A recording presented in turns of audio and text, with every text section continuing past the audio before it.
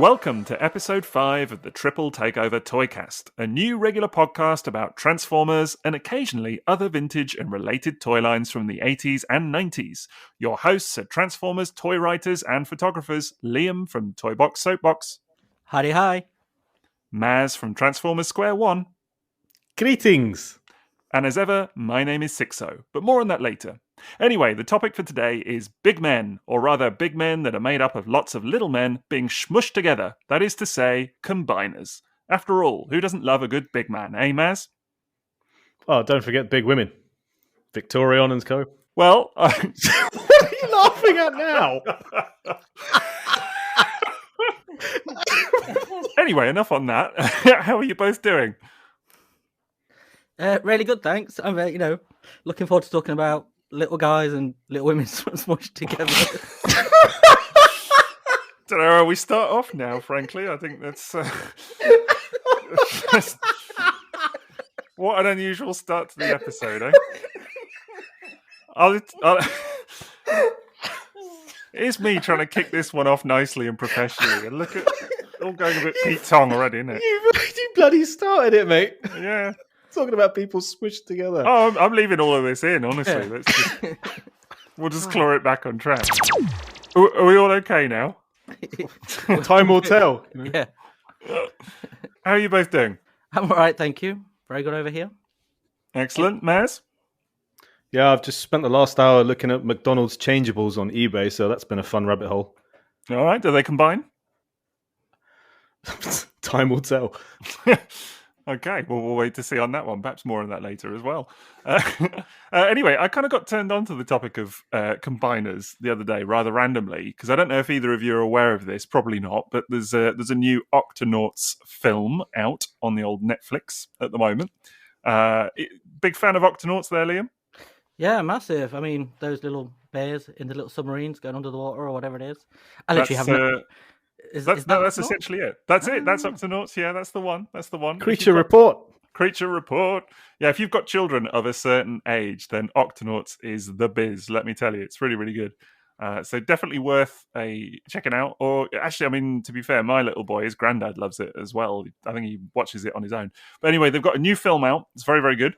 And in it, there are some new little submarines called Gups, which they have. This is leading somewhere, I promise. This is not just like suddenly an Octonauts episode. I was going to say, this is the Octonauts official podcast. If you're listening to this. I had to hunt for some Octonauts toys a few years ago. Some of them were pretty difficult to get, actually. They're surprisingly scarce, actually. I think if we did do an episode on Octonauts ever, then there would be a lot to say about the rarity of some of those items, let me tell you. We looked for some as well, and they are quite scarce. I've also had to do this for Emily's nephew many, many years ago. I've had to look for them, so I vaguely know what they are. Is there a little symbol like the Hydra symbol from Marvel? Is that a... there's a little squid, I think, or something. Yeah, like a little squid symbol. I don't think it's specifically supposed to be a Hydra thing. Like maybe, I don't know, maybe it's a shared animal universe. Terrorists, that's what they are. Yeah, possibly. MCU crossover, I don't know. But anyway, in the latest episode, spoiler alert, there are 5... or 5 or 6 anyway, new Gups that they have. So Dashi, who's the engineer of the group, has built some new Gups, and it's pretty obvious to a Transformers fan when you first see these little submarines that they are going to combine. And needless to say, come the end of the film, they do, and they turn into kind of a giant robot mode as well. So it's pretty cool stuff. It's worth checking out just for that. Like if you're a Transformers fan, there's some. Does Tunip become the Target Master? No, he doesn't. Although that would be something to see, certainly. So yeah, and a kind of Piranacon thing that could be a good crossover as well. Get that under the sea. This stuff writes itself, really, doesn't it? Let's be honest. I can't hear you say Gup without thinking of a Leicester City legend, Steve Guppy. But then I realised you don't know who he is. I've got no idea what a Leicester City is. Is he a football person? He is a man of football. Yes. Yeah, or he was like a long time ago. Tottenham Wednesday or something. Yes, that's exactly who he was. He's the sort of person who, you remember when kids used to swap football stickers? No. I do. This was a thing in the 1990s. But he Italian was the one, 90. Yeah. But he's the one everyone had like 1,400 of. It's that sort of swap. Yeah, see, my childhood memory of football is my stepdad wanting to watch it on Saturdays, and that meant that I couldn't watch Transformers the movie on VHS. So that's kind of like, I think that's where my thing with football kind of began. Your resentment. A little bit. So yeah, it's just a little bit like taking me away from Transformers time. But so anyway, yeah, Octonauts, all of that. It just got me thinking about, it's funny because I think in some ways Combiners have kind of permeated the consciousness beyond Transformers now. I mean, it's not obviously just a Transformers thing. There are plenty of franchises out there, Power Rangers, whatever, with big combining robots. I'm sure people have others in mind as well. Someone is screaming Voltron, aren't they, right now? People are going to be screaming Voltron, of course, and rightly so, perhaps. But I do think Gatiga, Microman, Diaclone. You're just doing it for them now. This is like, there's like 3 people screaming those ones. leave it for the comments section. It's all good engagement, right? Like that's the secret. But it did occur to me that the Transformers is quite unique in many ways. Like there's lots of unique ways that combiners have been done, and there are obviously just your classic, 5 little men become a big man scenario. There's all of that. But then there are some really kind of weird and wonderful ways that it's been done as well. And what I do like in Transformers is that they have kind of blown up the concept a little bit and kind of turned it on its head a few times over the years. And it's not just G1. It's, been done many different ways. So I think when we were talking about it, I know we just did gimmicks as like our first episode not so long ago, but it just seemed like actually there was a lot more to kind of go through with this a little bit and kind of really unpick what makes a great combiner. So I guess maybe a good place to start, lads, is how do you define a Transformers combiner? I guess it's toys that attach together in some way to create another entity. And I know a lot of the time when we talk about combiners, we're thinking of a combined robot, but of course there are combined vehicles as well. But I don't think if even the word culture is appropriate, but culturally we don't look at... actually, maybe I'm wrong. I'm thinking that combiners doesn't apply to non-robots, but then we've got Micromaster Combiners. Yeah. And I'm not talking about the Japanese 6 combiners, but just Micromaster Combiners sold that way. Yeah, you're right. Well, they're called Micromaster Combiners, and they're just 2 little Micromasters that just stitch together to form one vehicle mode. Like Astro Squads and the like. Yeah, exactly. Those little guys, and they're really, really cool. But there are others as well. There's like Big Powered, which is another Japanese one, fine. But that's 3 regular bots that only combine in vehicle mode. They don't combine in robot mode at all, so they're not a traditional combiner that people might be thinking of. But does that count? I don't know. I guess if the individual mode, if it has a combine mode and the combine mode by itself isn't a thing, it needs the others to form a thing. Like if you think about the limbs, like if you just have a combiner limb from a Scramble City bot in combined mode, it doesn't really look like anything. Maybe just a squished version of the plane with a peg sticking out. But once you attach it to the whole, it's an arm. So maybe the combiner needs... It's not just like 3 toys in their normal modes, then stuck together. Yeah. It can't exist on its own. Not like the Duocons, though. We're not classing them as combiners.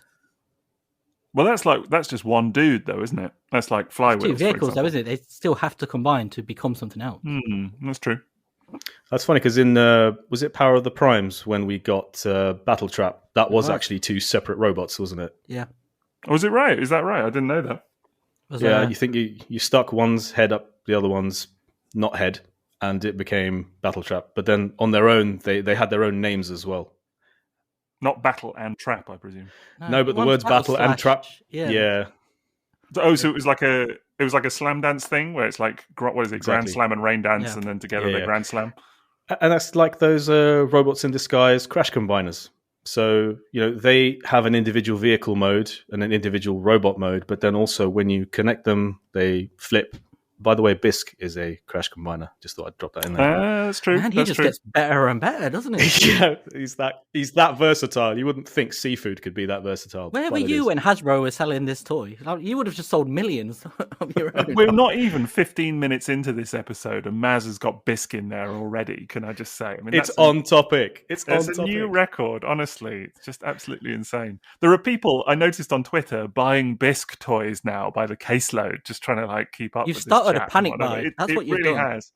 There's some bisque seller on eBay going like, "Oh, I didn't expect such a rush." Honestly, that might explain the prices. Actually, I did see on the BBC News on the little ticker the other day they were warning of a global bisque shortage, and I think it's your fault, Maz. You sure they weren't just talking about the soup? I think they've just cottoned on to you just buying them all, just trying to find one in the most perfect condition. I am relying on the delay between recording and release of these episodes to finish my bisque collection before it gets out of hand. But no, it's a good point. It's funny because when I was just kind of reading, doing a few notes and stuff for this episode, I haven't even considered those RID 2015 combiners or like the Autobots, what they do, like the way that they combine. But that was really unique in itself. And then, but those are like the Japanese dyno cassettes from G1, whereas they have a dyno mode and a cassette mode, but then you combine them to form just like Grand Slam and Rain Dance. I mean, do you call that a combiner? Would you class that? Yeah, obviously I mentioned them before, but I had them on my list of like, is that a combiner or not? I mean, it's a good question. I don't know because they were only ever sold as one release. You couldn't buy them separately, Grand Slam and Rain Dance, or Beastbox and Squawk Talk, the Decepticon equivalent. You could only buy them as a set.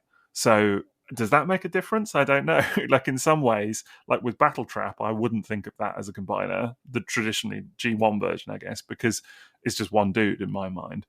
And I guess, if I'm honest, I never thought of the cassettes as combiners either, but I think some people probably would. I think so, because that mode that they go into when they combine is a nothing by itself. But once it connects, it's part of a third mode that it cannot achieve by itself. I guess fictionally, it's got a different name as well, doesn't it? It's no longer Grand Slam. What is it? Rain Dance and Grand Slam. It's Slam Dance. So it's a new name for a kind of a new entity, if that sort of makes sense. Yeah, so the same way RID did it as well. So the two, I think it's for example, Optimus Prime and Strong Arm becomes Prime Strong when they connect. So here's one for you. What about something like, for example, God Jinrai, who obviously then combines with God Bomber, who is a non-sentient drone. So presumably, God Jinrai is still the one in control. Does that count as a combiner? Or is that different somehow to something like Revenge of the Fallen Optimus Prime, who combines with Jetfire, who then kind of forms all his little jetty parts and what have you? Is one of those a combiner and one not, or are they both combiners, or what do you think? I'm just along this line of reasoning. I think there's also a distinction in the fandom if the separate elements of the combiner are quite strong personalities and recognizable characters by themselves. Yeah. So if you think of like Victory Leo and Star Saber, they're pretty big on their own, but then also they make Victory Saber. But I don't think anyone ever considers that a combiner.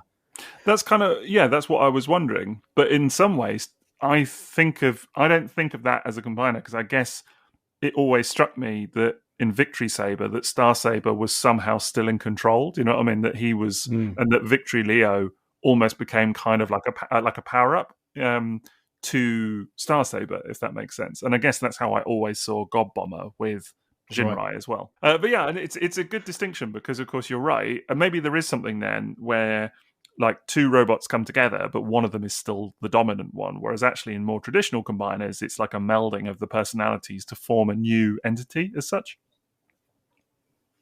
I suppose that's quite a G1 sort of way of looking at it, though, isn't it? Because that's how we view combiners from that perspective. But then you have other ones like, say, power core combiners, don't you, and stuff like that, where they take on drones and attach. They have one core robot, and the rest aren't really sentient. That's true. And I guess, that's still combiners. And I think you see quite a lot of that as you go throughout Transformers post G1, whereas from G1, when we talk about combiners, you very quickly think of Superion, Devastator, and these guys, don't you? And I think that's kind of shaped what a combiner is. But what about Dreadwing?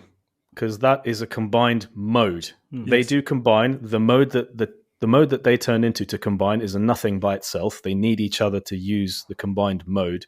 So I think there's also a difference between a toy whose main reason for being is to combine into the thing, and the combiner is the main selling point, whereas some toys have a combined mode.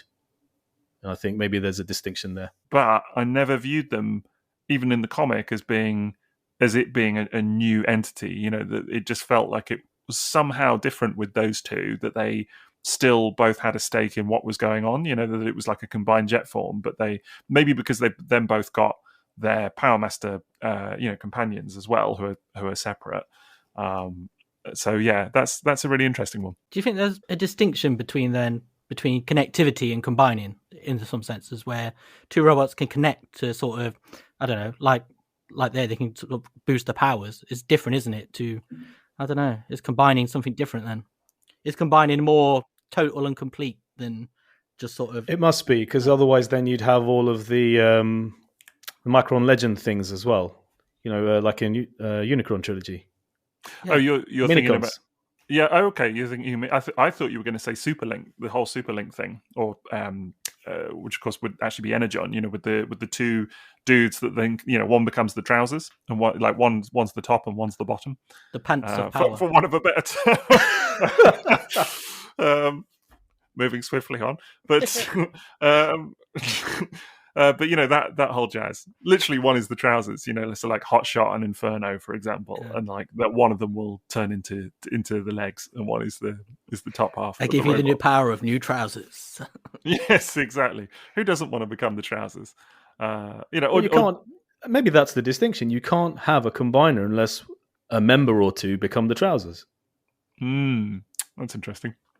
I suppose then think of a recognized combiner where one of them doesn't become the trousers. I guess that. Well, what about like the vehicle mode ones then, like big powered and stuff? You're saying that they're not combiners because they don't have trousers? Well, that's the thing. I mean, are they sold as combiners? Are they ever considered as, if you gave a list of the top 10 Japanese exclusive combiners, would big powered be considered one? I think you have to look at the trousers. It's all about the trousers for you, isn't it? But I think it's an interesting one, because I think something like that, and generally what we're saying is that I think if you did do a list of best combiners and you included some of these, people might be like, well, hang on, why are you putting these guys in over I don't know, Superion or whatever, if you were. Well, exactly, yeah. Other people might be like, hang on, if you don't include them, where are they? So it's difficult. But I mean, if you were going to step into a discussion about all the combiners, that unofficially the kind of toys that people would talk about, and then if you came in and said, well, what about big powered, you'd be that guy. You would be that guy. I mean, you it's a bit of a flex, really, isn't it? It's a bit of a what about big powered? Okay, so I guess maybe what we're saying then for our distinction today anyway, not that we're particularly right or wrong or whatever, but we're thinking of where a new entity is created as such, and specifically a robot with trouser members. Okay, yes. And a jacket. Is that what it's got? Little sleeves, a jacket. Yeah, sure. If you want, I'm not thinking of them all as clothes. That's all I can think of. I've often thought of them as clothes. I mean, they often have hats. And, I was going to say, who's now the baseball gloves. cap of Transformers? For me, actually, the really amusing ones are some of like the Micromaster Combiners. Where you have six little guys becoming a little big guy, and inevitably, and one who has to be at the back. One is at the back. One is the butt part. Let's be honest. There's always one who forms the arse cheeks. Let's be honest. It's an unfortunate job, but one of them has to do it. They are literally the bum bot. Yeah, and they're not required either, really, are they? No, you need the other five for sure, because they're the legs and the arms and all of that. And then one just chills out at the rear. Yeah. The inanimate chest plate gets more of a starring role than the guy at the back. It's unfortunate, and they don't really have a defined place either. Like they just kind of curl up on the back. There's never a definitive transformation for them. You're always like trying to search pictures of these things from the rear on the internet of like, well, how do other people pose that little guy at the back there? And it's never definitive. It's never really shown in the instructions either. It's like, just stick him in the back. It's fine. The Transformers will return after these messages. So I guess on that basis, it might be worth starting at the top. Now, Maz, I know you've got a few things to maybe say about Diaclone in this regard. Oh, I do wish I had prepared better than searching McDonald's changeables on eBay for this episode and getting GMT +1 completely wrong. But yes, so a lot of the combiners that we consider as Transformers toys, things like aerial bots and Stunticons, for Diaclone, there was a toy line, a subline planned called Jizai Gatai, which is free combination. And the thinking is that a lot of these Scramble City bots were actually designed for that subline, and that subline was scrapped in order to facilitate the deal with Hasbro and Transformers, which is why, of course, Metroplex is considered a Diaclone design, and of course there are prototypes of it from that era, and you can connect the Scramble City bots to Metroplex and subsequently Metro Titan as well. So those toys were going to be part of Diaclone, and Diaclone had its own combiners. You had the Train Robo, you had the Constructicons, so they were actually combiners before Transformers. And even going back further than that, for the original launch of the Diaclone line in 1980, there were other toys that combined, like Dia Battles. The original Dia Battles toy was a combiner of 3 parts that created the Dia Battles robot, even though the individual pieces didn't turn into robots. Similarly, big powered as well. And, there's evidence of Microman combiners as well. So it was definitely culturally, in Japanese toys, there were combining robots before Transformers was ever a thing. Yeah. I think the whole Scramble City thing, being born from Diaclone, to me is fascinating, because actually I think that those toys, we'll talk about Devastator, I'm sure, and Raden and what have you, but I think those toys are typically the ones that people perhaps most associate with the gimmick. I don't know, because of the interchangeability of the whole thing, and the sort of wide availability of those toys. I mean, certainly if you grew up in the 80s, chances are you had probably one of the limbs from one of those sets, Bruticus, Superion, Menasor, or Defensor. Quintessential UK childhood collection items. Yeah. Exactly. They were just so prevalent. Not many people always completed a set, but you had at least one, I would imagine. And obviously the fact that they were interchangeable, meant that actually you didn't even need a complete set. You could just have odds and sods and still kind of make something. But yeah, I think it's fascinating how they all kind of interchange with Metroplex as well. And of course, that came after Devastator and Raden, which they don't have that free combination concept. They just have the one combination. So yeah, all of those designed for Jizai Gatai had the free combination, and that's obviously what we got for Scramble City. Yeah, and that whole free combo thing, it actually made me realize I don't see anywhere near enough photos of Frankenstein combiners. A couple of aerial bots and stuff like that. It's never really done, is it? And I sort of said it then, and I was thinking, why do more people not do it? Because actually it would be so cool. I mean, you could do it with Abominus and Computron and those guys as well. Stick to factions if you want, Autobots or whatever. But there are potentially, Piranacon, throw him in there. There's loads of combinations that could be made that could be kind of fun. And it would be super nostalgic as well, wouldn't it? It's one of those. It's because that's what we all did as kids, because we would have had more limbs than core bots, and you would have just put them together in the best way you possibly could. So it's really. I had Air Raid. Is that it? And I think it's the last G1 toy I had, and I got it in Cyprus in what must have been 1990 or 91. That was the only combining robot I ever had as a kid. It was just Air Raid. Man, I had loads. Did it have its head intact? Yes, I bought it new. There was there was no weak at the knees silver bolt. That's something then, isn't it? That's something. So, I had a fair few of them. I think I didn't have many complete sets, I don't think. I mean, I had a complete set of aerial bots, but if you've heard a previous episode, you know what that became of that. I couldn't actually combine the things, unfortunately. But I know I had one of the Stunticons. I think it was Wild Rider that I had, but I don't think I had any others. I know I had Onslaught for sure, and I had Hotspot, but I don't think I had necessarily any of the limbs. You were just asking why we don't see many pictures of G1 Scramble City bots with mixed up limbs. I mean, from my experience, when I post a picture of a G1 combiner, I usually go by the instructions as to how to put it together, because I like representing it how the toy was intended by designers, maybe. And even then, if that doesn't match up to how other people combine them or how it looks like in the animation, I do get comments like, oh, you've put that guy in the wrong place. Oh, sure. So even though there's the whole free combination thing, people have really set ideas about what a combiner should look like, let alone starting to mix it between other G1 combiners. It's actually a hilarious point to me because everybody, or certainly most people, most Transformers fans know the term Scramble City, which of course is the kind of, to describe the gimmick that actually you can mix and match all the limbs and mix them up and whatever else. But if you do that at any point, people will point out that you've done it wrong, which is kind of hilarious somehow. That it's just taking away that whole gimmick. It really says something about us as fans, about how we like to see things done a particular way. Because you're absolutely right. If you decide that you're going to stick Swindle on Bruticus as an arm, people are going to spot that straight off the bat. So and it's a G1 thing. Like with Combiner Wars, the amount of fan modes and creations that people showed off on social media, I mean, it was obviously not a problem there, but it's just typically occurs with G1. So it's that commitment to accuracy, isn't it? It's that you kind of have this, everything has to adhere to those sort of rules, doesn't it? Of like accuracy, really. The rules. Yeah, definitely. So the rules.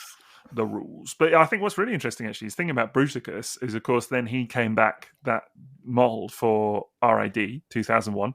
Or Car Robots 2000, and actually there, particularly in the Car Robots version, they very much showed off two configurations in terms of how you put it together, and it was like two official combinations. So it wasn't just okay, now this is the kind of default way that you do it, but then you can scramble it up if you want. It was very much like no, he has these two.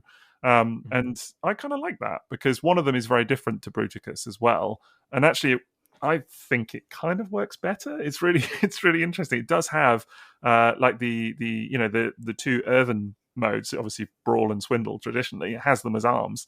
And it looks, I just can't picture that. It looks really good. Yeah, it's so ingrained that Blast Off and Vortex are the arms that that's super cool. What works beautifully, of course, is that then you have Brawl as an arm and there's a big cannon right on his arm, just like a Megatron style cannon, and it's great actually. Like, as soon as you do it, you're like, oh, this is kind of cool. It works really well. Almost as if it was designed that way, right? Yeah, definitely. Yeah, and it swivels and all of that. So it really does work. But it's just fascinating to me that then we remove that joy out of a need for things to look a particular way. I guess I don't know. Well, that's me messing with Bruticus later. You've just inspired me to do that. That's going to be fun. Yeah, definitely. We should all do it. We should just like mix them up and refuse to post pictures the normal way. I don't know, just really like screw with the fandom a little bit. That'd be fun. But do you think many people know about the old repair bay modes and all of that as well? I don't know how widespread this information is these days, to be honest. I remember early 2000s, most people wouldn't. I know I didn't. I didn't know that the Japanese versions had working launchers for Onslaught and Silverbolt and the Motormaster. So that was an amazing thing to learn, that they even had a base mode. And then, of course, finding out those base modes connect to Metroplex in base mode. All that was a discovery for me in the 2000s. So I would not be at all surprised if there are still fans today who aren't aware. I remember being absolutely miffed about Metroplex as a kid, what those combiner ports were. I never put it together until I was much older and I saw it on the internet. And I was like, oh, I just assumed they were ports for the guns to go in. I actually do remember realizing when I was a kid what those little ports on his knees and stuff could do. I remember thinking, oh, okay, you could put one of the little guys in there. It's just a shame that my little guys have all got their heads snapped off, so it actually can't be achieved.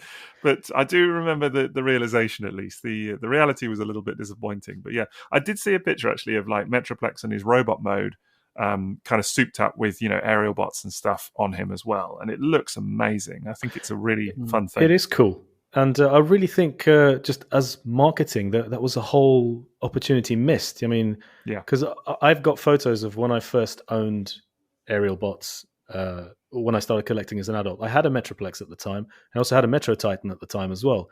So I stuck them on both of those figures. And I remember just naming those pictures Aeroplex and Aero Titan. And I just thought, well, those are actually really cool names that are really obvious derivations of what they're already called when you combine them. And I think if there was any kid who bought Transformers, had Transformers, like Scramble City Bots and Metroplex, if that whole combination aspect wasn't really sold to them in the paperwork, then the trick was missed. Yeah, I think it's the kind of thing now that if it was released now, they'd make a much better marketing proposition of it. It would be a whole line, first of all. It would be a whole line of toys for, whatever length of time, it would be really pushed. It would be very much on all the packaging, that you could also buy these other toys that they would work with this. Whereas, then it's mad to think that actually something like the base modes for Hotspot and Silverbolt interconnecting with Metroplex, it's mad to think that is like a niche piece of knowledge, even today in the fandom, that like people have those toys and don't even realize it can do that. It just seems bizarre to me. Why do you think it was left out? I have a feeling that it was possibly constrained by the whole Autobot Decepticon thing. Am I right in saying that they can also connect to Trypticon? Do you know, actually, I don't even know. I'll be completely little base modes honest. I thought they could, yeah. Yeah. So it comes there's not even an little excuse hooks, there, doesn't really, it? is there? Yeah, there's not even an excuse there because you had faction bases and then you had faction leaders. So you'd had enough to connect Hotspot and Silverbolt to Metroplex, and then you could do Onslaught and Motormaster with Trypticon. And then, of course, there was Scattershot later too. So, yeah, I don't know why. Maybe it's also just part of that whole rushing toys to market. Think of all the mistakes that are just lit. I just love that Octane's box still has the Kodak box underneath in the photograph that was propping up the toy in the stock photography. Well, you think about 86 especially, they were just absolutely gunning for it, weren't they? They were just like, let's get this stuff out to market ASAP. They were like, anything, just get it on shelves. And you can see that in the variety, but also the size of the toy line in 86 as well, just how much it boomed. They were like, just get this stuff out. So you could say it was a combination of factors. Moving on. I get the treatment this week. Yeah, exactly. You got Didn't have to scramble for that one, did you, Maz? Oh, God. Yikes. Joining in. Dear, oh dear. People are logging off now. They're just like, that's it. They're unsubscribed. Speaking of those Scramble City guys, though, it's also worth noting that in the UK, they were quite distinctly called special teams, weren't they? Yes, I was going to say that, yeah. Yeah, and a lot was made of it, actually, in the comics, especially, the special teams and all of that. It was, like, really bigged up as such. The magical tape set. Yeah. It's really interesting. Do you know, that's really made me think now about Trypticon. It's funny, because Trypticon for me is a relatively recent acquisition. I never had one as a kid, never experienced one before. So yeah, I haven't actually really sat and got to grips with the base mode ever. Like, I've transformed it a few times over and kind of gone, that's fun, that's nice. What kind of person owns a toy that's got a base mode like that and then doesn't transform it? I have transformed it many times. I have transformed it with my boy as well, and he enjoyed it a lot, but there wasn't a lot of time. How's that going, Maz? I was just leading him. I was setting him up for that. Do you know, I'm surprised I missed that one, but yeah, how is it going, Maz? I'll let you know when it happens. I have transformed mine, and but yeah, with the little one, there wasn't really much experimentation of including other toys going on and whatever, and seeing how they combine. But I'm definitely going to give it a go now. Yeah, that's going to be so much fun with Micromasters as well. Just populating that extended base mode is just going to be brilliant, and that's kind of what I was talking about in episode 1 with how cool base modes are. I'm looking forward to hearing how that goes. Yeah, you know my feelings about base modes. Well, how do you rate the ones on the Scramble City leaders then? Like, as far as I'm a huge fan of Hotspot's little repair bay mode. I think that is super cool. I think it's really, really nice. I like the others, actually. I mean, I like that they come with little ramps, apologetic or non, but they're really cool. So like the fact that Onslaught has his little ramp that you can kind of ram in between his legs and stuff. I think it's a nice little feature. And I think it's cool. It's funny, actually, thinking about it, because I wonder how many kids really made the most of that. You've got this whole accessory in the box, this ramp that probably actually, for a lot of times, just kind of went, kind of fell by the wayside almost. So that's what I mean. Just it didn't seem to be so obvious. And speaking of special teams in the UK, did any of you ever have that special teams poster? Yes. That's such a beautiful piece of work, isn't it? And it's something I didn't have as a young'un, and I only got it off eBay a couple of years ago. And I was so inspired by that whole thing that, I mean, when we were doing the Great Cybertronian write-off, #GCWO, check it out, it was almost based entirely on the design of that poster. The fonts, the layout of the different boxes and, text boxes.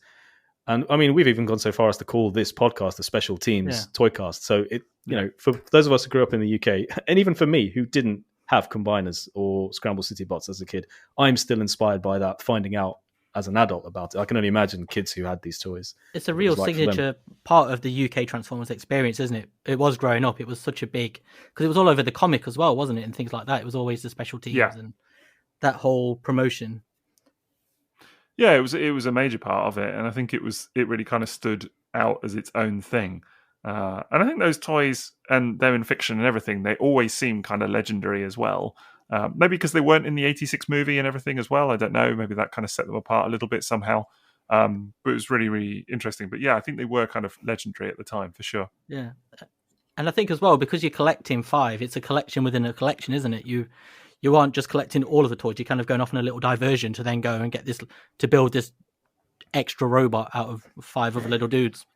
Yeah, I think there's a real sense of accomplishment with that. I think what's maybe interesting now is that actually the toys themselves are quite basic. Some of the limbots and what have you. And I saw some criticism actually from a younger fan, I think it was on Twitter recently, and they saw a picture of some of the aerial bots, and they were like saying, "Oh man, they look kind of goofy. Actually, they look pretty basic and whatever." And I was like, "Well, yeah, they are, but kind of then I don't know, in a funny way, they're superseded by the fact that you can get the set and then make this other toy. Do you know what I mean? So yes, as an individual thing, they're quite small and they're not the most intricate thing, but that doesn't matter. I never complained about any like Wild Rider or whatever. Never really fussed me as such. But the fact that they then can combine is very cool. But that's what makes them so special, isn't it? They are simple and they're all the same. And it's a thing that carried forward into Combiner Wars and all of those. They follow that same pattern where all of the Limbots, they're virtually identical in transformation pattern. And it's so you can convert them from robot to car to combiner in seconds. And there's no faff, there's nothing involved. And it's just a beautifully uniform way of doing it. And because if you look at all those Scramble City limbs, they all have the same transformation. It's pull the legs out, you flip either a front of a jet or a car or some futuristic drill tank from Total Recall over the head, and job done. That's about it. But that's what makes them so good. And it made them cheap as well, which also tied into that. But I think that's kind of a lost art with Transformers for me. And that's one of the reasons I do love Combiner Wars. It just brought back that sense of I could combine it in moments. There was no, I don't know, it was no faff to it. And I just think it's such a beautifully underrated part of the experience. Yeah, as someone that spent a fair bit of their time of late combining, third-party masterpiece styled combiners. You literally need to set aside half a day almost, to kind of sit and do it justice, because it is just an insane amount of transforming at times, and it's a lot of fun. Yeah, but it's also it's tough on the hands, and it's intricate, needless to say. And with the with the scramble limb, sorry, I just want to say they fit so neatly in with the Transformers noise as well, because you literally could transform them while going. Whereas like modern toys, you can't do that. You don't, because they take too long. It's just not the same. And I think that was so important to me as a kid, was being able to recreate that from the cartoon. You have the aerial bot swooping in and then into a robot, and it's so fast and fun. I remember failing miserably at trying to do that with Starscream. And it was a thing, and I did find it important. Maybe that explains why my Starscream is in the condition it's in, actually. Just bits just falling off left, right, and centre. I was going to say, a fist is under the sofa, and there's like a missile shot off the other side of the room. Yeah, so there with a stopwatch going, did I get it? But that is an important thing. I completely agree. That was something I tried to recreate as a child. But also, I understand the other side of the coin, because the only Scramble City bot I had as a child was Air Raid, and it was after all the other Transformers I'd owned as a kid. So I had cars and jets, which were obviously Diaclone and Microman style things. Then I had Headmasters, which were a very specific type of toy, still very enjoyable, and movie bots. Then I had one Micromaster base, which was Skystalker. Then it was Sunstreaker. Yeah, it is. Then Sunstreaker, which was again a throwback to what originally made me fall in love with the toys as a younger child. Then it was Air Raid, was the very last one. Yeah. And that was so... Was it a gold box? No, it actually wasn't. I bought it in Cyprus in the 90s, early 90s, 89 or 90, but it was not a gold box one. I've checked the copyright, and I seem to remember it had the grid card. The only gold box I had was Sunstreaker, also bought in Cyprus, actually. But no, Air Raid was the first sort of peghead I had, and it struck me as so very different to everything I'd owned previously. And it was a bit of a culture shock because it had a really cool jet mode, reminded me a lot of Skywarp that I really coveted. But then the robot mode was so weird compared to all the Transformers I'd had before. So I can totally understand why people looking back now at those combiners find them a little bit strange, even as G1 toys, because I'd missed out on all of those, like Fizzle and things like Wildfly, Monstructor Bots, all those Transformers that were that style of design with the tiny heads. I missed out on all of those as a kid. So getting into them as an adult has made it much more understandable for me. Do you think those original Scramble City Special Teams guys, do you think they work better as sets? Yes, and I think Hasbro knew that too, which is why we got these glorious gift sets. Yeah, which I've never owned a single one of them. I remember at one point had a real kind of ambition, like a kind of dream almost of like, getting a Superior gift set. And then it just quickly became apparent that actually the easiest way to get those toys is not that route. Mate, I can't even express how much being more than the sum of its parts is evident with G1 gift sets. Yeah. The first combiner I ever owned fully was I think I was 19. Went to that collector's store I talked about in Croydon. The guy had a Devastator gift set. And based on what I had watched in the cartoons, Devastator was the combiner to me. And I bought that in a gift set. And that experience will never leave me. Just getting them all in the massive box with the artwork, getting them all out individually, using the instructions to create Devastator. But then, of course, I realized that many children, their parents would have bought them an entire line of combiners as singles. Yeah. So it wasn't like buy one week, buy one. Not everyone had that experience. Some people just got the whole lot as one. That was pretty much mine. Was each week for like a month, it'd be when we go shopping, you'd get one, you'd get a limb, and you'd pick it, and then you would pick the team, wouldn't you? You're like, which one am I going for? Is it Protectobots or Bruticus or whoever? I think the only one I ever had in the gift set was the Stunticons, but I had them as singles as a kid. But that was much later, and I remember getting it off a friend. He said his mate had found two box sets in the loft. One was Superior and one was Devastator, and he was like, "Oh, he'll sell you one for 50 quid." So I was like, "Oh, I'll have Devastator. I've never owned that toy." He turns up, and it's actually the Stunticons. And I remember I couldn't enjoy it because I was so disappointed that it was the wrong toy. But not only that, was if I'd have said Superior, because I've never owned Silverbolt, is the only one of the torsos I've never owned. And so on all points, I was really gutted. And I've never forgiven him. I love you, Nick. I've got to give you a story about UK Stunticon gift sets, and I heard this from an ex-dealer in the UK. He was also called M.A.S.K. You can imagine how confusing that was when I was helping him on his stand at a toy show. He once found a case box of UK G1 Stunticon gift sets that were originally, I think it was Great Ormond Street. It was given to them for free to be given out to children at Christmas. And not all of them got given out, and he actually found some of the stock that hadn't been given out. I mean, as far as toy provenance goes and being storied items, how amazing is that? That's incredible. Although it's kind of sad that they didn't get to fulfill their purpose in some cases. Hopefully, all the kids got them, and these were just leftovers. That how could there ever be more Menasors than required, though? Yeah, definitely. But that was an amazing story. Finds like that could be made. It is really interesting, I think, because I guess growing up, for me, it was so much about, collecting them individually. And even though I was never very successful as a kid at actually kind of making it to big man status, and kind of get them all together. But You'll get there. I'll get there eventually. You've made up for it. Yeah, exactly. Gotta keep trying. But I do like the You need a trouser member. Yeah, I don't know what to say to that, honestly. But I do think that there's something really appealing about the gift sets as well. And I guess now it's kind of the same like with some of the modern ones as well. I mean, there's no greater thrill than something like that Unite Warriors or Combiner Wars Devastator, for example. Getting that as a gift set, for me, that was a real thrill. People really knocked that set. And coming back to what you were saying about Combiner Wars, Liam, but actually for me, I was amazed by how great that set was, and I don't think it would have been the same actually experiencing all 6 of those toys individually. There's something with those 6 that really they are more than the sum of their parts, to kind of coin a phrase. And the combined mode is amazing. And actually, although there are flaws on the 6 individual robots, I feel like I can easily forgive them for the kind of shared general engineering and how it kind of all comes together as a kind of cohesive whole.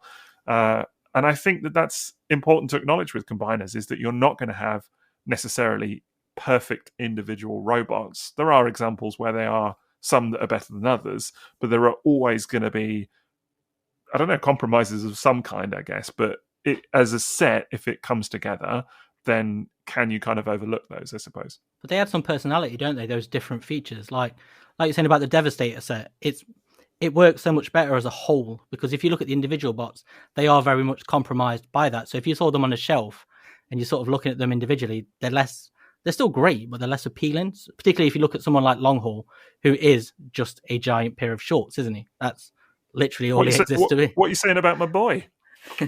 He's all big baggy shorts, isn't he? Yes, indeed. I think you could probably combine with him. He's that much. Indeed. I'm sure someone that likes Thew's videos will no doubt be screaming sideways elbow action at this point, because I think that's the kind of generally accepted memeable phrase when it comes to I forgot toy. About that. Yeah, you want your individual. If there's going to be a compromise, it has to be to the benefit of the combined mode. Yes. So you just accept it, don't you? Yeah. Especially with a combined mode that special. And I've never owned that toy. All I did was put it on my shoulder and walk around TF Nation for a short while. Did you know that? I realized that. Did you know that toy? Just a random fact about that was it was done by Hisui, wasn't it? And it was his original. So. It was based on his original design for an MP Devastator. If he ever got round to doing it, he just sort of took it and adapted it into Combiner Wars. Very much so. Yeah, he had in mind the masterpiece Devastator. Started with that, and then kind of worked down and to the generations, kind of size and whatever. Well, I say size, actually. That's an interesting one, because, of course, we're now going to get, apparently, a masterpiece combiner in Raden, and they're talking about it being 18 inches tall, which is the same size, actually, as Combiner Wars Devastator. So maybe it didn't decrease in size. Maybe that would have been the size that he always had in mind. Even though part actually... count, then. Maybe, yeah. Well, I think definitely part count. It would have been, stuff like it would have presumably the individual guys would have had articulated hands. Definitely the Hasbro version would have had elbows and all of that kind of stuff. I mean, the Unite Warriors version has more parts, but still, it's there are compromises. It is amazing how much better the Takara one is, because I've had both, and getting the Takara one, that's the same with Unite Warriors as a whole. Though it just goes a few leaps above. Using the same molds, just a few little changes here and there, like sideways elbows. Yes, indeed. It does make a huge difference. The only Unite Warriors set I had, and I only had it very briefly, was the Superion. And I have to admit, when that arrived, looking at that set, it was breathtaking. It was so beautifully presented. And I'd already had a go with Combiner Wars Superion at one of our pub meets, and that was an extremely impressive toy. So that's why I ordered the Unite Warriors. I just wanted that kind of gift set style with the amazing artwork and the extra paint apps. But I never actually did get to open it. I just I sold it off pretty soon. I realized that was not a collecting direction I wanted to go. But yes, those Unite Warriors sets were awesome. And very much in the vein of classic gift sets, which are such an amazing part of G1. I love those gift sets. They really did really did nice justice to that whole kind of part of 1986 and beyond, whatever. They really did well with that. And of course that came from Diaclone as well, because we had the Diaclone construction robo gift set and we had the Diaclone train robo gift set. And yes, those toys were available individually, but also they were in these phenomenal looking gift sets. Mm. Yeah, I guess it is interesting. I suppose I'm just thinking of, like, you're talking about, those compromises and whatever. Maybe then if you do get them as a gift set, it makes the compromises a bit easier to swallow somehow, because you're looking at them as a holistic set. You're thinking of chances are you're going to whiz through the individuals and then get to the combined mode possibly in one sitting, particularly if it's G1 toys, which aren't so complicated. If it's Masterpiece or whatever, then maybe take your time with it a bit more. I don't know.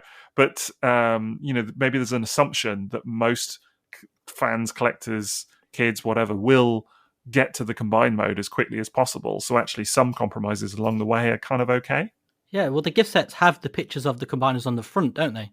So they are very much sold as that's what you're buying. It's not the individual characters. You're there for the big robot, aren't you? So it's a different mindset. Definitely a different mindset. Yeah, but they were so clever in doing both, weren't they? Because they knew that most people will probably buy the nice cheap single and they would just make tons of gifts much more likely to buy that than a big old expensive gift set. So but the gift set makes maybe an even better Christmas present, but maybe not just like a one-off present. Maybe that's why they didn't push the idea then of that you can scramble beyond the teams themselves, so you can like mix Bruticus with Menasor, for example. Maybe that's why they didn't, because they like the idea of actually kind of locking you into like, you want to complete this character, for example.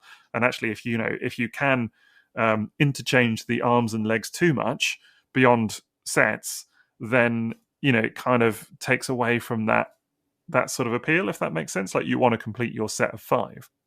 So here's a question for you then. So of those Scramble City, initial special team sets, so you've got what? We'll come to Devastator in that maybe a bit more in a minute, but you've got Bruticus, Defensor, Superion. You've got who am I missing? You've got Piranacon, Abominus, Computron, thank you, and Menasor. Yeah. So of those, which was your favourite? As a child or now? Yeah, either one. I think, I didn't have any of them as a kid, so it's kind of a moot point. Okay, but, you asked the question. Yeah, I know. And even in the cartoons, I mean, I didn't see season 2, much of it, until much later. So, I would have had Transformers the movie. The only one I saw was Devastator. And then, we talked about DJ Cat not so long ago. That's when I got to see the ones in season 3. So I can only really speak from an adult collecting perspective. Right now is when I own the proper combiners. I never really went after them, even as an adult collector. There was one combiner I went after as an adult collector, but I want to save that story for later because I think that deserves its own segment. Okay, and that's not my story entirely, but just that toy. Built that up. I'm excited for that. Oh wow! I'm can't wait for later, man. But I mean, I have Computron, I have Abominus, I have Superion and Defensor. I don't yet have a complete Menasor. And I'm really surprised about the one I like the most, and it's Superion. And my whole period in this fandom, Superion was always kind of mocked because of those crazy thin legs. But so many people pose it wrong, and they don't flex up Silverbolt's thighs so that he's actually got really super long legs in the way that they pose him. Yeah. And he's a bit like a flamingo. But when I first combined that toy about 4 years ago or 5 years ago, my first ever experience with a Superion, I was blown away, man. It's just such a pretty toy. It's beautiful. It's an amazing head sculpt that sort of gets lost in the entirely black plastic look of Superion's head. And the really lovely gold chrome on him as well. When combined fully and the right way that the instructions imply, I'm really blown away by Superion. I still am. And I still think that my photos of Superion always do better numbers on social than the photos I have of Defensor and Computron and Bruticus and Abominus. Just there's something about Superion. I love the way he looks. It's a really interesting one. There's something that works about the set as well. The fact that they're, and it sounds silly, but they're all jets, and it's kind of quite pure in its concept in that way. And it's a bit different for Autobots as well. And yeah, but I do agree. I think the chrome and everything on that combined mode is amazing for sure. Liam? Just going to ask, on Silverbolt, he has a base mode, doesn't he? We were talking about it earlier. But the Japanese one is spring-loaded, isn't it? Same with Onslaught. Yeah, but that's not the case for the Western ones, is it? No, we didn't get the spring-loaded versions in the West. I was just very interested in that because I literally only discovered that it had a spring-loaded base mode this week. So I thought, what better time to talk about it? Well, that was one of the bonuses of the Encore gift set version of Bruticus, because it would have been based on the original Japanese Takara release of the Combaticons. So it would have had that feature reinstated? Yeah, and it does. Yeah. So Liam, do you have a favourite of that lot? I do. It would be Computron. I was quite lucky. I had most of the combiners, but that one always stands out because I think it hits at the right age because had the Stunticons and they were quite good. They just looked a bit like a series of luggage on top of each other, so they weren't that exciting. But Computron, man, it's just lots of different spaceships, spacey vehicles, a drill tank, and it's just so much more varied than the other ones, I think, because they're all cars. Tron Bike, there we go. Amazing head sculpt on Computron. Yes. And Scattershot has that strange cannon, but there's obviously a feature there, which I never knew what it was meant to be as a kid. How it's sort of spring-loaded, opens up, Looks Yeah. a little bit dicey, but Strange placement on that one sometimes. yeah, very suggestive toy. But Yes, he's got a large cannon. yeah, but I think out of all of those sort of, I don't know if you go maybe pre-86 or 86 and before. To me, that's the most inventive looking one. It's just got so much personality compared to any others because there's nothing uniform about him. Everything is different, and it just, I don't know. It's a very fun toy. All the little toys are really fun as well. Yeah, they are. It's a good set. It's interesting you mentioned about the uniformity of it, because, or lack thereof, I suppose. Although it is quite uniform, I guess, in that they do share a color palette, at least with the Technobots. There's variation. It's coherent. Yeah, exactly. There's a lot of white and red, I suppose, but well, they all have they're like obviously. They all have the kind of individual bits, don't they? Like Afterburner, for example, is a slightly different color, the orange and things to some of the others. So they do kind of mix. Nose cone is very brown as well, isn't he? Nose cone's very brown. Yes, indeed. But there is a kind of cohesive palette there, at least. They kind of share. Whereas actually some of them, like Abominus, is a good example, are just completely off the map in terms of color. And the Stunticons as well. They're another one. Yeah. I don't know. I see a lot of people sometimes prefer when there is a kind of uniform palette, like with Piranacon, for example. People, or Devastator. People seem to really like that. I don't really have a preference either way. I don't think it matters. What about you, mate? What's your favorite? I think it's a good question. I would be tempted to maybe take a swing for Defensor because I think he's super underrated. I think the individual toys are all beautiful. I know people kind of I feel a bit so about Groove a lot of the time, and kind of feel he's a bit ropey or whatever. But I don't think that. I think it's a lovely toy. Groove's great. Groove in Italy was called Chips, based on the cop show in the US. Yeah, Groove is awesome. Say what you want. I think in many ways the Protectobots is also very pure of concept, because look at something like Streetwise, for example, which, even in his robot mode has that kind of cop look to him, and it works really, really well. Actually even Defensor as a combined mode has elements of kind of all of the emergency services kind of coming together. It kind of, again, has the kind of shades and things like that. He looks like a wall as well, doesn't he? He's got that sort of defensive wall sort of posture. Yeah, brilliant. It works. Defensive. It works so well. I like that the combined mode head is integrated. It's a little bit different. I think Very Hotspot as a leader is probably my favorite. I love the blue fire engine. Just always captured my imagination for one reason or another. The stickers on that set are immense. I just think it works really nicely. And there's a bit of variety. You get obviously Blades as a helicopter. You get kind of a couple of land vehicles, a motorcycle, which is quite unusual in Transformers to begin with. It's cool, and fire engines, which are I'm a big fan of fire engines. So yeah, and a great head sculpt again, a terrific head sculpt. Yeah.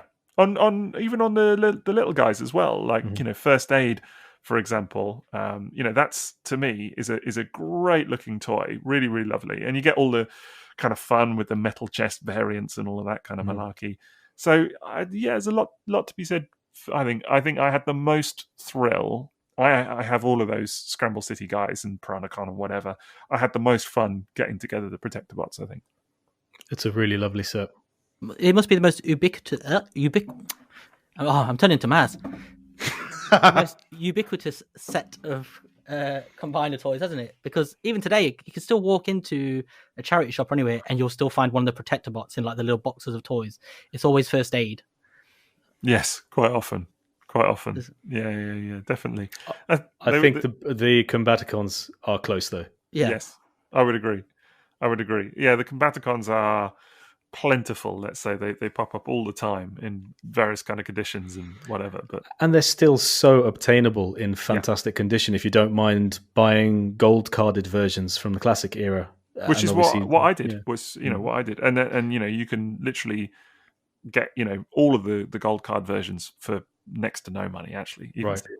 So, but we were talking about experiencing the combiner instead of the limbs, especially when sold as a gift set.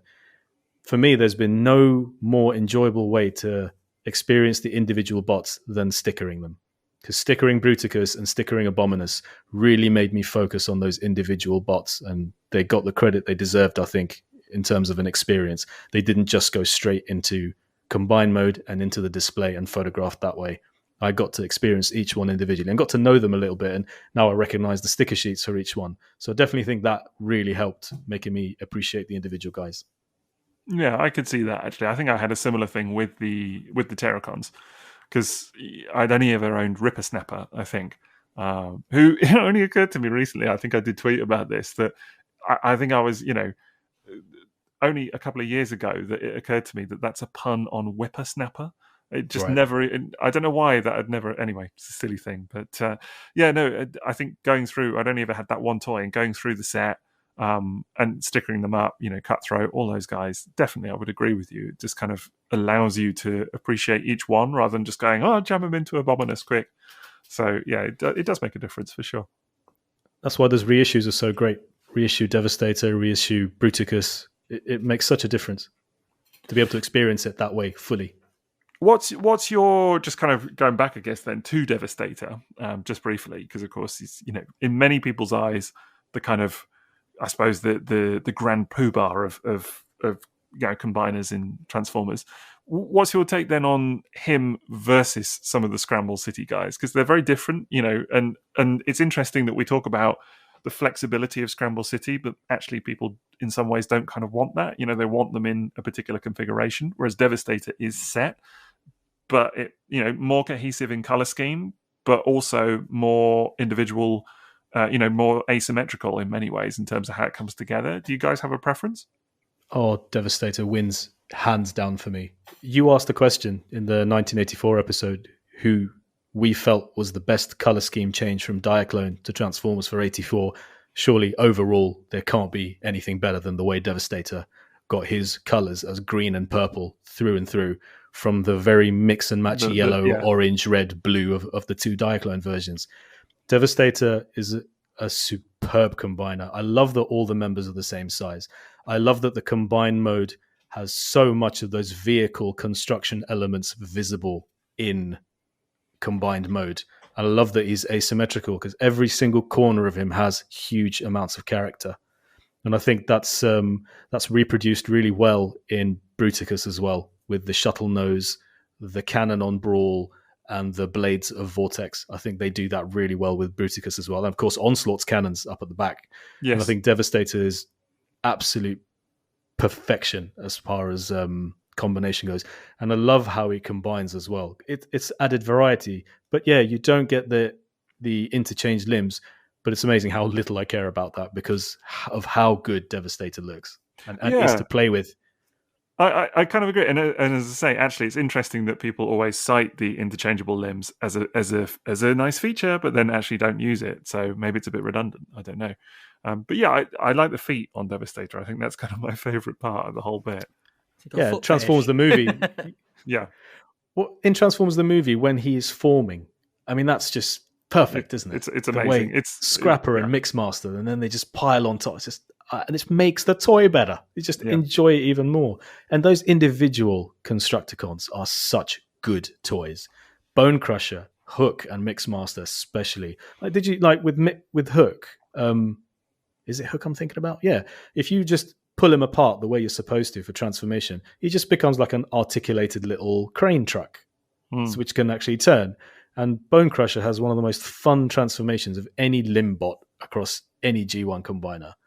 And I love that about that toy. And it's kind of why I really like Raden as well, because it kind of follows the same uniqueness and, how good the individual and varied the individuals are, and not having one main leader and 4 stick-ons. I like this type of combiner more, I think.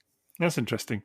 Does it make a difference? I think I already know the answer then, but it's just worth throwing out there because it is an interesting one again. Does it make a difference to either of you about having, parts forming and things like that? Because, of course, something like Devastator has more parts, I think it's fair to say, because stuff like the hips and things like that are kind of formed from a separate piece, the head, the whole of the forearms and the arms themselves.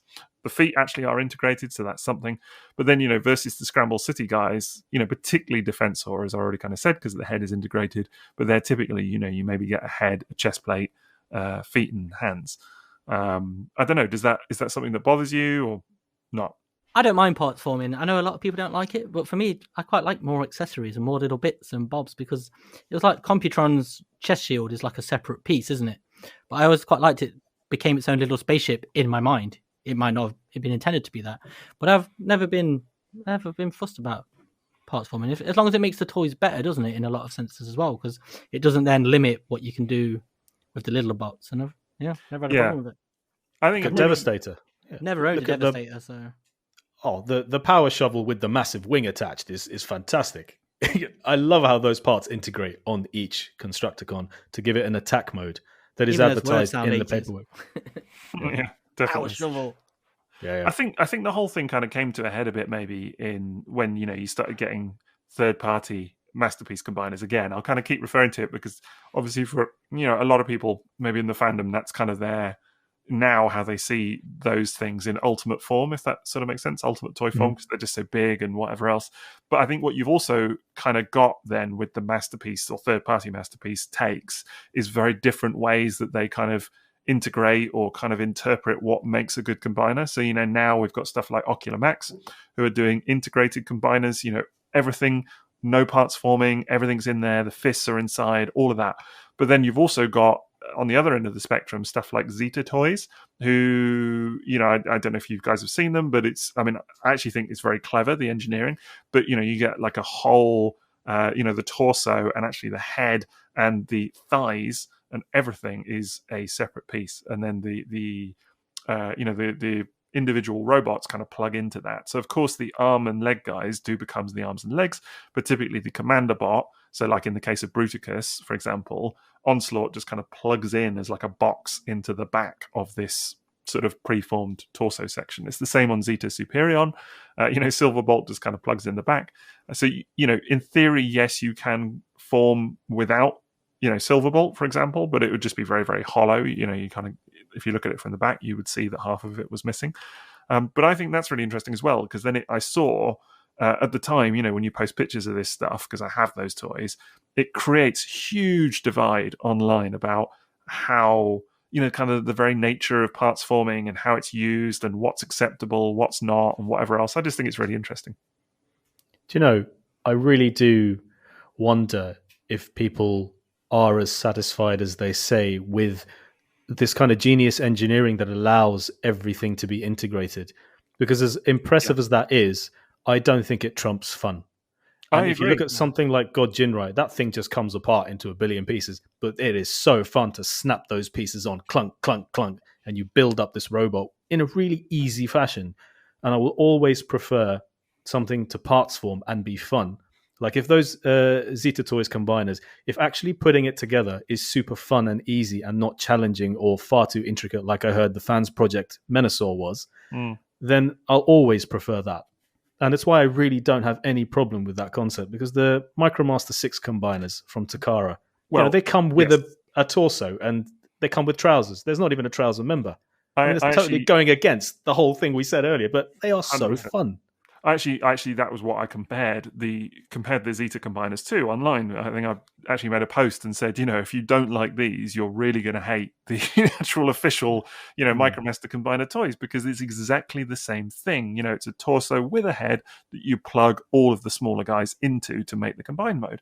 And I think I personally agree with you. I mean, to take the Oculus Combaticons as one example, I mean, I've made videos about these things, so it's all out there if people want to watch it or whatever. You can hear all of my opinions on the individual things, whatever. But I actually think that they're great toys. I really love it as a set. The weakest part for me is the combined mode, because there are compromises because of how fully integrated it all is and whatever else. I think individually they work exceptionally well, although there are still compromises because of it. Like you lose some proportions here and there on like Onslaught, for example, their Onslaught, because of how it needs to form the torso and whatever. And, obviously with the arm guys, you've got to take into account the fact that they've got a great big honking hand just kind of sitting inside their legs and things like that. So there are compromises along the way. And it doesn't make the transformation any easier, actually. If anything, there's kind of more to take into account and things like that.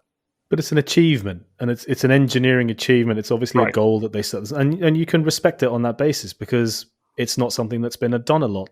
within the realm of combiners, throughout the years. I mean, another toy I wanted to mention later is Car Robots JRX Rail Yes. Racer. I mean, Yeah. that does it pretty damn great, doesn't it? So it's Yeah. possible. But I can understand why they went that route, because they wanted to use that as a primary selling point of their particular product in a market that's pretty saturated. I think I agree with you. They've done exceptionally well, and I do admire it. I think the set, as I say, overall, I think it's a marvelous set. Their Combaticons Ocular Max, and I really am very much looking forward to their Defensor that they're now doing as well, which has got the same principle, all integrated. It looks immaculate. I'm really excited, and so there's a lot of uniqueness there. I just think it's interesting that it plays in a very different way, and that you've got these two extremes in the third-party world, of like extreme parts forming and zero parts forming. It's really, really funny to me that that's kind of become the divide, if you like, in terms of how combiners are interpreted in that world. It's really, really funny.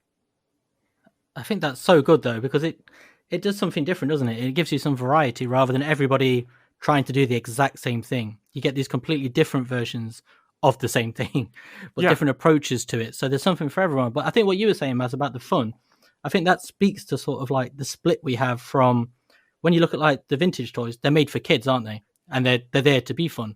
Whereas a lot of the third party now, they're targeted at adults, and it moves from being a toy to almost being like a collector sort of product, doesn't it? And it's designed first and foremost to look a certain way and to fit on a shelf and for display purposes. Heft. It's not really there. You need heft.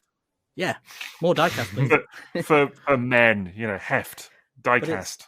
But it's going back to that word, isn't it? That accuracy. It's so much of it is driven by accuracy, and because if it doesn't look accurate, you'll get like 1,000 Twitter complaints and a campaign until it's changed for their elbow screw to be in the right place or some nonsense. I get like it. that. I was, I was attracted to the same thing, and it was someone who did a custom of Predaking. They scratch built their own Predaking. I wish I could remember the name of what they called that custom, because it was really widely shared and it deserves recognition. I can't remember what he called it, but it was incredible. And then Feral Rex came along. That is the thing that got me into third party at the time. Yeah, it's I wanted Feral Rex because it still looks superb. It's amazing. And those individual bots were kick-ass. Yes, agreed. They were so fun. Yeah. There wasn't really many compromises in Feral Rex, I don't think. There was the integrity of the thing as a combiner. Yeah, it didn't hang together. It wasn't posable, and it looked beautiful, but handling, no. They needed to release rubber pads for it, Yeah. on the bottom. Yeah, because it would slide over. But to look at, it was beautiful, I would say. It was actually, individual robots were so fun. They were great toys. It was actually your photos that sold me on it at the time. I remember. Me too. Well, it was. Was it possibly the Headstrong as a leg next to Masterpiece Prowl? It was. That's what made me realize I want all of them, because if that's what one leg is like, the leg was a mode. It was an acceptable display mode. That's how good it looked with the foot attached. There was tons of parts forming on that toy. What do you call it? Ambulon mode? Yeah, Ambulon mode. Yes, I remember. There you go. Yeah. It was such a novelty at that time, though, wasn't it? Third-party combiners, and seeing because we still hadn't even had Combiner Wars at that point, so combiners coming back was still really new. I think it was who did the first Devastator? I want to say not Toy World. Was it Hercules? Hercules. Hercules. You're thinking of Hercules. Yeah, and then there was Make Toys did theirs. Yep. Green Giant. Hercules was fantastic as well. That's still a fun toy. Can do the run. Hercules can do the run. Really? He has an outward leg ankle tilt, and he can balance in that way that he can pull off an actual robotic one-legged run. That's how good that toy is. But it's weird now, because now we're in a world where these characters are done, by multiple companies. We've just we're coming to the end now, although Fans Toys are still doing theirs, of 3 different sets of Stunticons, for example. And it all gets a bit tribal as well. I think I can understand sort of why it is, because people buy into a particular set. They're like, okay, I'm going to jump on board with DX9 or X Transbots or whatever, and then of course you're very often buying these things before the full set is even really seen. It's becoming more and more common, actually, I think, to not even see. Fans Toys is a great example. You've got we're on the 4th one now. And fourth one of the Fans Toys set out of 5 Stunticons, we still haven't seen more than a render of the combined mode. And that's not even, I don't think, in color from memory. So it's, we don't even really know how big they are. Like, they haven't yet confirmed how tall the thing is going to be. So all of these question marks hang around this project. You really are, and they're expensive as well. So it's a big old thing that you're asking people to buy into. So maybe it's kind of natural that people kind of, I don't know, froth at the mouth a little bit when kind of defending these things. Do you know what I mean? Because isn't it also to do with the realm of collector that these have moved into? I mean, when you think about Hercules and Feral Rex, these were Generations class figures, weren't they? They were aimed at fulfilling Generations collections. And now, obviously, these combiners have moved on to Masterpiece level, and Masterpiece comes with its baggage of having to be screen accurate. They're no longer stylized. Like Feral Rex was stylized. Yeah. Fans Project Menasor was very stylized. That gorgeous Make Toys Defensor. I've always wanted that. It looks amazing. And the Computron, do you remember that? It was so pointy. Oh, yeah. What was it called? Quantron. Yeah. No, Quantron, yeah. Guardia was with the bow, with the massive... Quantron was gorgeous. There's so much inventiveness there, isn't there? So inventive. Yeah. But I think maybe moving into the realm of Masterpiece has created a different kind of fan response to the different options available. Maybe you'd know better than me. No, you're absolutely right. It really has. And I think actually it's been the Menasors that have really kind of brought that to a head, because... even with like Bruticus or whatever, there's some room for interpretation in terms of how that's done. Whereas with Menasor, it's a very distinct look. And then you get the question of people being like, well, why can't you put the cars on the front of the knees? And it's like, well, it's not done that way in the cartoon. And then you get people saying, but it looks better. It would look better if they were on the front of the knees. And other people are like, oh, but it's not screen accurate, and all of you get that whole kind of mess of, whatever. And so I think it's really kind of brought out some of the kind of more divisive conversations, if you like, about what people want from these combiners, and particularly with 3 sets going off all at once, they all kind of started roughly around the same time. 2 of them now are coming to a head. At least one of them people have been a bit underwhelmed with in the kind of final throes of it. It's been a real tricky situation, I think, for a lot of people. It's created huge debate. For sure. You remember people complained about the lead time of the Feral Rex guys, about how long it took them from first release to final. Quick. But comparatively, it was quick. Relatively, yeah. Comparative to now, certainly. I mean, Fans Toys, they've been going with their Stunticons for some time now. I'd need to look when the first one came out, but it's a couple of years at least. Good couple of years. And we still, as I say, still no idea really what's going to happen with that combined mode. There's supposed to actually be a second. This blows my mind, actually. For me, it was how the 3 Menasors combined, because they've all got their own kind of unique ways of doing it. But all 3 of them have that heavily parts forming aspect to it. But Fans Toys, apparently, there is going to be a second trailer. So they have their Motormaster out already, which is a very nice toy, has to be said. It's beautiful and it's all integrated. So it's cool because, you get the trailer and the cab of the Motormaster transform into that robot. So it's a real thing to see. The engineering is quite incredible. I'm someone that thinks that a lot of Fans Toys products are often over-engineered, but this does it very, very well. And but then apparently you're going to have to get a second trailer to make the combined mode, which is kind of weird, and we haven't seen that at all. So it's just a strange one, I guess. That's been a very disappointing consequence of third-party combiners, or development, I suppose, because there's a couple of them that have done that now, haven't they, where the combined mode is actually like a separate add-on part you have to buy later. And I think when you're buying into a set at the beginning, that should be up front and on the table, and I don't think it always has been. Yeah, I guess that's what we were saying about Zeta, is that they have that, but it was always advertised with Zeta. I think, actually, to be fair, I would say now, if you don't have that solution, kind of like that separate body solution for the combined mode, you're not going to have something that I think a lot of people now expect a Masterpiece combiner to look like that, if that makes sense. Yeah. It's just not feasible to have 5 normal size robots go to something the scale of which people kind of demand and not have some solution in order to kind of get between the two.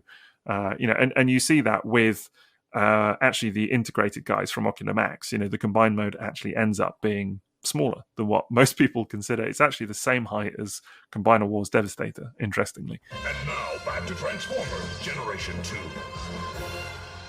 Speaking of combiners and this whole thing, this whole phenomenon of combiners. I mean, it's got to the point now that toys that aren't originally combining figures, I'm thinking of the Dinobots, now have officially canon Volcanicus. You know, they now have a combine mode because combining was such a big thing for Hasbro during the Combiner Wars line and just, you know, Power of the Primes, that kind of era, to the point where, you know, fans have done fan art of combining Dinobots for years, and, you know, some people maybe even kit bashed G1 Dinobots into a combined form, and now we have an official Dinobot combiner. I don't know, did we need that? There's a few weird one. third-party ones as well, aren't there? There are a couple of them. That's right. There is. Yeah, there is. It's a weird one. I got to be honest. I'm not. This is probably the traditionalist in me. It's not something I'm fussed about personally, I guess. But I do also know that some people love it. So I guess it's horses for horses. Well, look, we've got Ironhide and Prowl and Sunstreaker and Wheeljack combining with Prime in Combiner Wars. You know, all that kind of stuff. Skylynx, Dreadwind and Darkwing. There you go. It's just everyone's a combiner now. You were talking about everyone's a headmaster. Everyone's a combiner. I guess on that basis, I mean, it's like RID 2015, isn't it? Where the Autobots suddenly combine, and it's like, what? Do you know what I mean? That's. But actually, in the context of the story, it's very, very cool, and it works really well. So I guess if you just think of it like that, I don't know. It did bleed into the fiction, didn't it, as well? Because IDW did that with the little enigma of combination, where literally everybody could transform or combine together, can't they? And they did that quite often. Yeah, because they did one on Earth as well, where they were under the sea, and there's a whole bunch of like Seekers all combined together and things like that. And it is just that the little MacGuffin's thrown out, and suddenly they can all combine. But it was, in some ways, it was quite good because we got new characters for those teams as well. Like Defensor got Rook, the Aerobots got Alpha Bravo. Alpha Bravo, yeah, which was a cool toy. Yeah, just going back a minute. You said they were under the sea.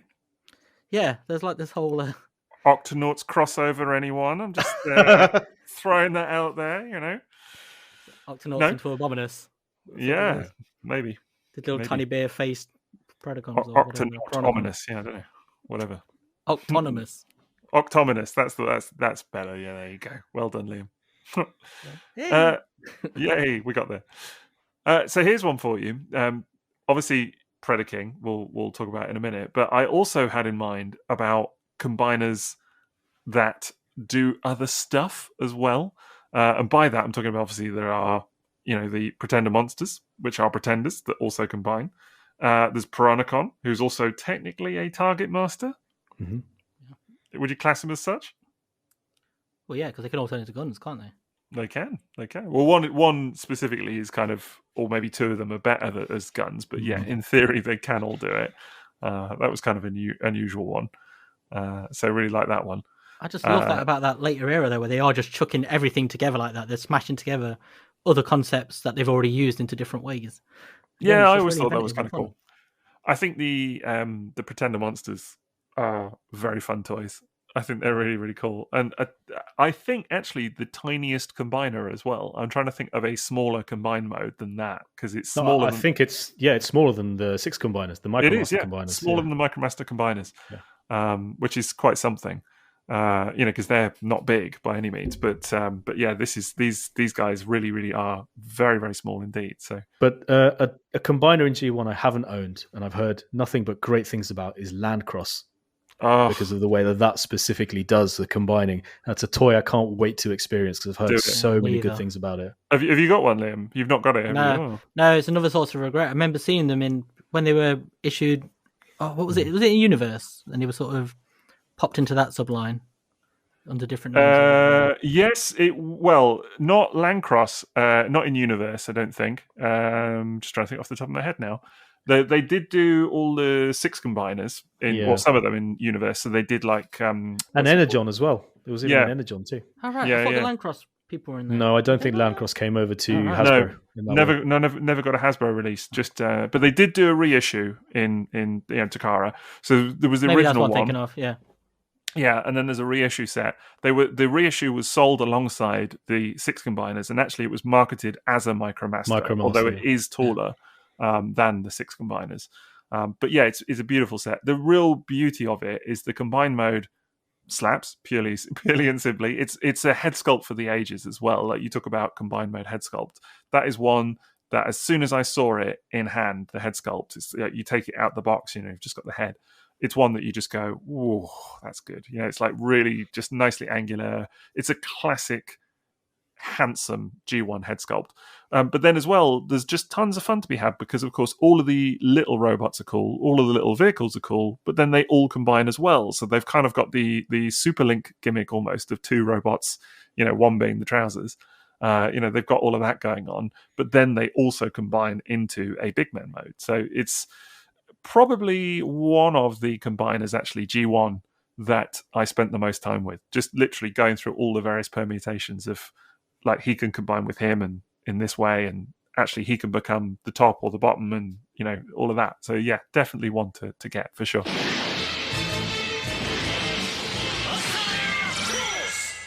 Okay, so we've already talked a bit about some of the more traditional, I suppose, combiners like Scramble City and all of that kind of jazz. We have done a couple of the more unusual ones, but there are some real standalones in G1 as well that have kind of become franchise mainstays. I mean, one obvious one that we've already kind of touched on is Predaking, of course, who I think in some people's minds anyway is like almost kind of Devastator level of like A-list combiner, no?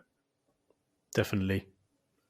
I mean, first of all, it's I think his original name was Giganticus. That's one little factoid I want to chuck in there. It had this really amazing original name that's on the model sheet for it. I think it was Giganticus or something like that. That is like Devastator in that all of the bots are roughly the same size. And growing up, I had no idea that Predaking existed. The others, I sort of came to realize of their existence in the as I grew up and cartoons and catching up with the other episodes. Then in the late 90s, we didn't get Predacons in the UK. They did in Europe, but I didn't know that. And in the US, obviously, it was a big deal. And then in Japan, obviously, they had the Predaking gift set. And I remember when the Predaking gift set was a top of the list in terms of fandom desirables, because they didn't get a gift set in the US and we didn't get Predacons in the UK. So these were really fascinating toys, and combiners are just huge for G1 fans anyway. Not for me as a kid. Totally got into them as an adult. So the first time I ever saw a Predaking was back in the late 90s. There was a collector chain called Offworld, which used to do shows, and they used to run a lot of shows as well as showmasters. And they had a big store in Romford out in East London, and also they had a big store in Luton. And I remember the first time I went to Luton and saw this store, this was like heaven, because they had this rotating display, and in it was a G1 swoop. First time I'd ever seen that. And then they had a Predaking gift set as well. And at that moment, I didn't know what Predaking was. It just looked like this amazing thing. Okay, well, that's Transformers. Okay, if you say so. Then I started to learn more about the toy, and man, the desire for that toy was incredible. And I started to buy them one by one. And a fully combined Predaking, compared to other combiners in G1, I mean, it's just something else, isn't it? The size and the look and the wings that come out. Yeah, it basically looked like a totem pole. And that wing attachment on the back from Dive Bomb, just, you said before, chef's kiss. I mean, that is perfect. That thing dominated my display to the point where people came round and were like, what is that? And, even my friends at university, it had become such a thing for me to finish my Predaking that they would ask about it and they would want pictures of it. So Predaking is right up there for me. All of them have roughly the same color. Okay, the individual toys, some of them aren't that great, but Dive Bomb, Rampage, and Razor Claw certainly are superb. See, I'm going to throw out a little spicy one for you, a little hot take here. I actually prefer the individual modes, the individual toys on Predaking to the combined mode, which is an unpopular one, I know, but I really like. It's unusual, yeah. Yeah, I really like those 5 individual toys. I think they are. Now, I have the Japanese gift set, the original Takara reissue, which of course is metal, so it's all die-cast and whatever. Originally they were released as just plastic, and then they were reissued in metal, which not correct. Originally, first release of Predaking was metal, and then the second release in the vintage era, still in 1986, 1987, was plastic in the US anyway. Oh, yeah, I was talking about Takara specifically. But, then you're right. Yeah, spot on. Sorry, I was talking about yes, I did know that about Hasbro. I was talking about Takara specifically, but no. So anyway, I have the Takara reissue set, which is, I think, like you were saying before, just a real, that kind of reissue experience. So that kind of box set experience is just like a real amazing thing to behold, just to go from start to finish. And I do love the combined mode of Predaking. I do think it's immense. I think it's just I was so taken with the individual toys that I wasn't underwhelmed by the end result at all in any way, because it is amazing. But I just think actually they are one set that I would seriously consider displaying individually over the combined mode for sure. Why not both? Why not both? Well, I'm not going to get two, but one is Get fine. three, one for every mode.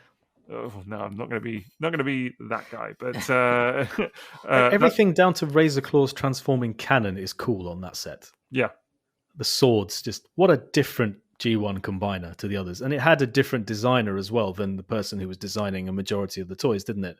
The original G1 toy. It did. Yeah, I think they're super cool. The only thing for me with the combined mode is that I always felt like Dive Bomb's wings could have just attached a bit more securely on the back. Yeah, that's the real. I think maybe that's what it was for me. Is that first because I'd heard about this legendary combiner that's just like amazing, and then I got it together and I was like, the wings kind of wobble a little bit, like on the back. So maybe that was just kind of the slight tipping point for me, I suppose. But yeah, otherwise incredible set. I've never owned that toy ever in my life. I don't think I've even been in like restraining order range of that toy. I've never seen one. I hope you're making a little list, Liam, because this is what I'm discovering tonight. Is how many toys. A very expensive episode potentially for you. That's how you talk about Abominus earlier. It's like, man, I've never even seen those toys either. Abominus is a toy I never cared for, and then I got one as an adult in unused condition, and my goodness, what a spectacular toy that is. It is gorgeous. Those colours and the individual guys, G1 Abominus must have. Total banger. You know what's really weird about Abominus is that I've never owned any of the toys, but behind me on the shelf, I have the box for Hunger. I don't know how I got it. I didn't buy it, but it's there. But they're another one that quite typically turn up in UK childhood collections. You'll just have like a random Cinetwin in there or a Hunger. Yeah, Cinetwin I think is very common. Yeah, especially and Ripper Snapper as well. Just turn up 10 a penny or whatever. But yeah, they're not hard to get at all. Liam, to be fair, Abominus, I mean, maybe Hunger, maybe a bit more, but the 4 limbs I think you could get very easily by just being a little bit patient on eBay, finding a set with some messed up stickers, getting yourself some Repper labels, and you're laughing, son. Honestly, you could just, it's very easy to do. Such a good set, man. Have you seen that massive pink chest with the stickers on? It is such a good set. I prefer it to Computron every day of the week. Same. It's one I've always wanted to get, but it's just whenever I see Hunger, it's often quite yellow, and it always puts me off buying the whole set. It's just that. Yeah, Hunger's I think I can help you out there, mate. Let's have a talk afterwards. I think I can help you out. Why do you have? This is enablement in progress, ladies and gentlemen. Have you got like some frozen ones stashed away so they don't get... We'll sort you out. Don't worry about it. Oh my God.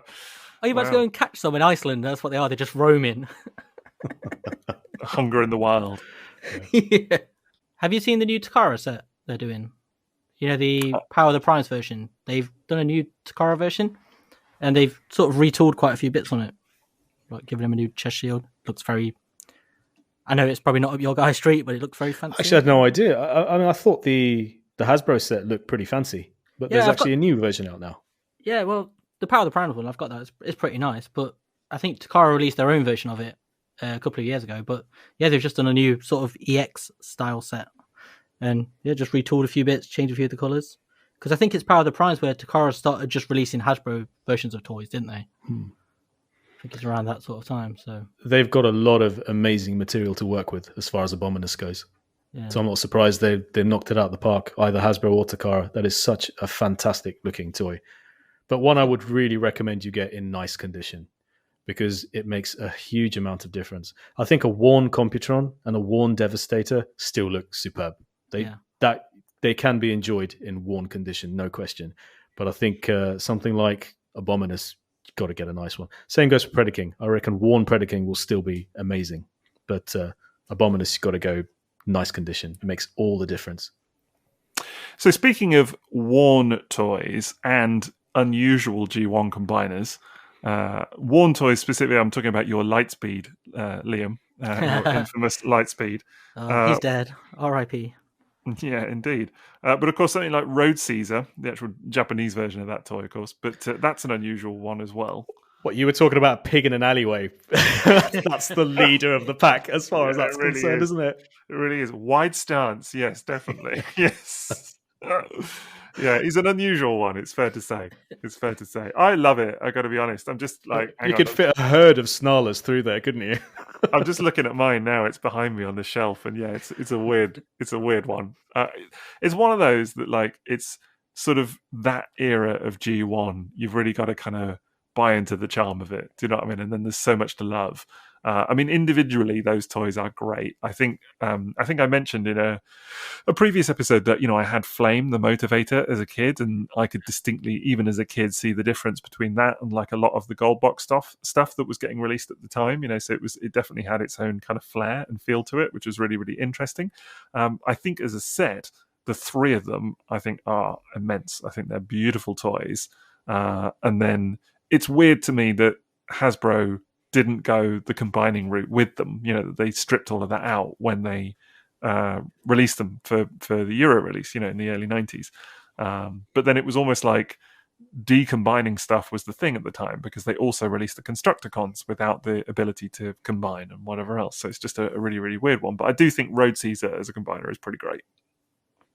Yeah, because you've also got, that's when they were doing the Lio Kaiser bots, weren't they, as Rescue Force as well? Yeah, 4 of the 6, no combination. Why? It's so bizarre. And as Autobots. Yeah.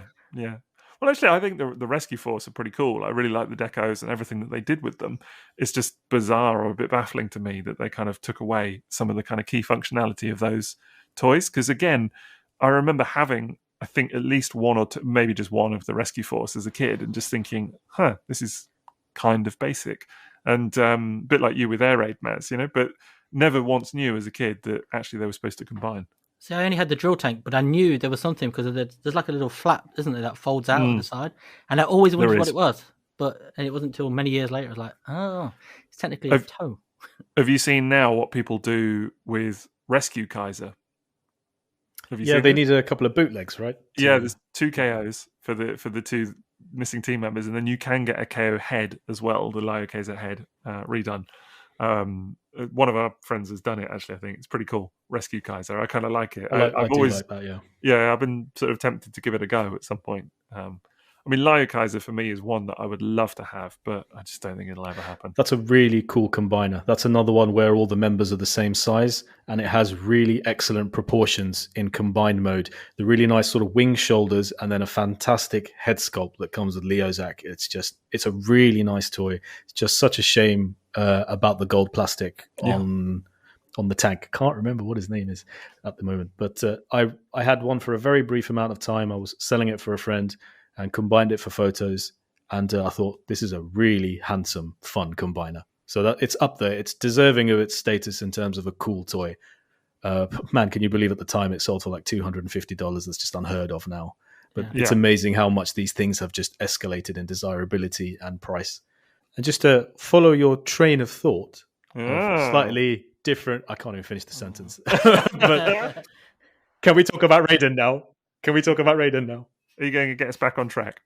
Yeah. Can we talk about Raden, please? Yes. Raden's great. It's trains. God of Thunder. Yes. Oh, they have such cool names. I wish I could remember what all of their individual names translated as, because they're all pretty cool, force of nature sort of thing. But Raden is extremely cool. My first experience of that toy was the knockoff from the early 2000s. Yeah. And even that was really good. You know, you that was a really... That. It's great. It's worth it. I don't know how much it costs now, actually, but it's not so much. But I think it's just finding it in condition. But yeah, I saw the knockoff popped up recently. Didn't look too bad actually in terms of condition. So, and if it's the same knockoff I had, it's quite distinctive from the original in that the green train and the green parts are far more, fluorescent than the much more muted sort of British racing green of the original Raden. And the Diaclone Raden is not a better toy by any stretch. I've owned Diaclone Raden. I've owned the recolors of Diaclone Raden. Combining that figure was a nightmare. Nothing stayed together. It fell apart really easily. It was a real hassle to combine. But the Transformers version of Raiden has a new red chest shield, which allows that section to stay together better. It's got a new part at the back, which allows the wings to be connected by this bar that then plugs into the robot. And just overall, the integrity of that. I think even the KO was easier to combine than the Diaclone, because the KO had all the Transformers parts. But that is an amazingly cool combiner. Like the front of the trains come off and they split open, and that's where you would put the original Diaclone pilot. They could ride in there. And there's a button on the Diaclone version that you press and it shoots the front of the cab of every train off, which is great. That's really cool. But don't think that was carried over to Transformers. They don't have the launch button. And of course they had rub signs added. And when you combine that toy, it looks so retro. And it just feels really out there. You've got to like open the doors on Cayenne's train mode to get the combiner head, which is integrated into Cayenne, the diesel tank number 6. Such a good looking toy. And I love trains. I love train robos. And they have these little metal wheels. And of course the Diaclone version comes with a train track and a massive playmat if you buy the gift set version. Yeah, I forgot the Diaclone one had the train track. That's so cool. But it's the playmat that's really cool that comes with the Diaclone gift set. And of course the construction guys, they had a playmat as well for Diaclone. Do you ever see that? The Diaclone Devastator comes with this construction playmat. Super cool. I think I saw a picture years ago, but yes. Yeah, Raiden is great. I love Raiden. Such a fun toy. Just love those train bots. Do you think they'll do a reissue of that one? There's often speculation. I hope so. It's one I see more than any other, I think, particularly at the moment. A lot of people speculating. But, a lot of people, when they did that masterpiece announcement of the MP Raiden that's coming up, and they had the original toys, didn't they, on display? And a lot of people were like, oh my God, they're reissuing it, and kind of took that. Why not? So, sure, they reissued them in Zone once. But yeah, they need to reissue it. And I have to admit, and I'm really sorry to say this, because it's not how I really feel, but my first impression was, it's going to be a masterpiece version. How are they going to wreck that toy and make it not fun? But I hate to have that opinion, but I know that I would be far less likely to buy a masterpiece version than even a Generations or a G1 reissue, because I really think that toy needs to be fun. It needs to be something you can't put down. Because they're trains. How can you not play with trains? It is meant to be generation scale, though, isn't it? That's what the translation has come from. They've said, they didn't say specifically it's generation scale. They said it would be 18 inches. So, I think what they said was it would. I don't think actually they specifically said it'll be 18 inches. I think they said it would be the same size or comparable to Unite Warriors Devastator. Yeah. So it's however you interpret that. So a lot of people, I think, immediately went, it's a Generations toy, and other people were like, no, it's still Masterpiece. It's just that size. So, but it's however you take it. I mean, in the cartoon, Raiden was pretty big. He was the same size as Predaking, I think, from memory.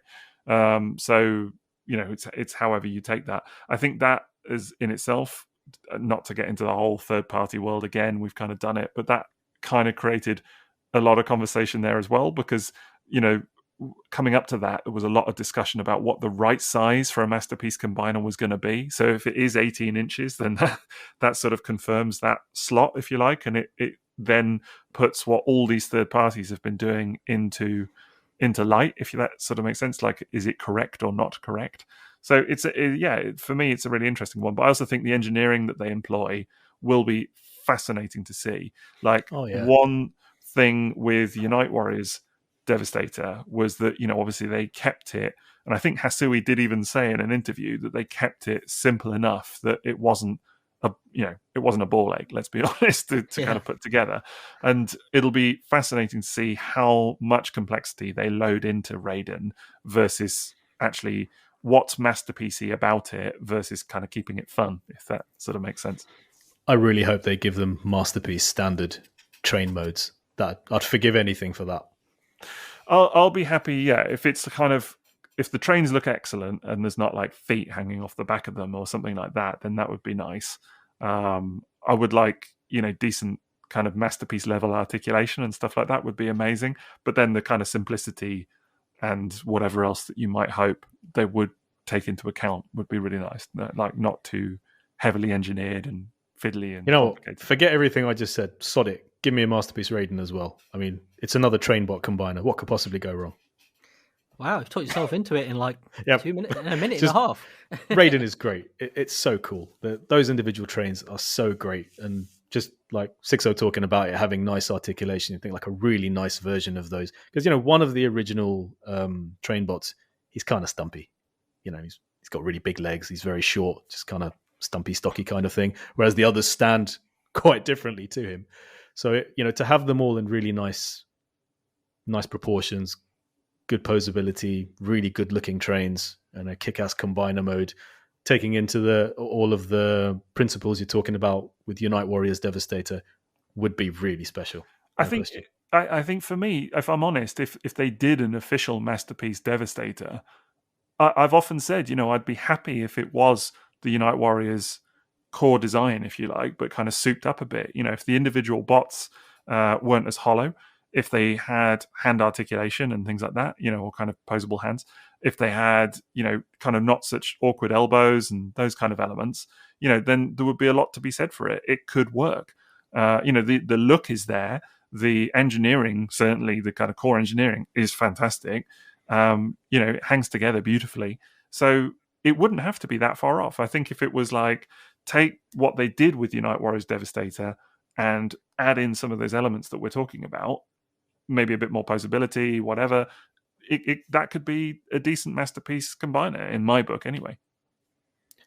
What were the Unite Warriors Devastator individual construction vehicle modes like as toys? They were good, I think. I think they were good. They're very Tonka, aren't they? They've got that kind of wonderful aesthetic to them. Like, they're definitely toys. Yes. Yeah, they're toyetic for sure. I mean, they don't have see-through windows and that kind of stuff that you get on MP cars. So maybe that kind of stuff is different as well.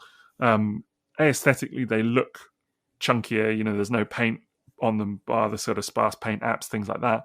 So all of these things might be added on as kind of Masterpiece level stuff. Possibly. And I think actually that would make Raden look really amazing as well. Imagine those trains all really nicely painted, nice paint jobs, hoping it's durable, and looking fantastic. That could be really something. Yeah, I'm excited now. And it would appeal to people beyond Masterpiece collectors. It would be something to have as its own thing.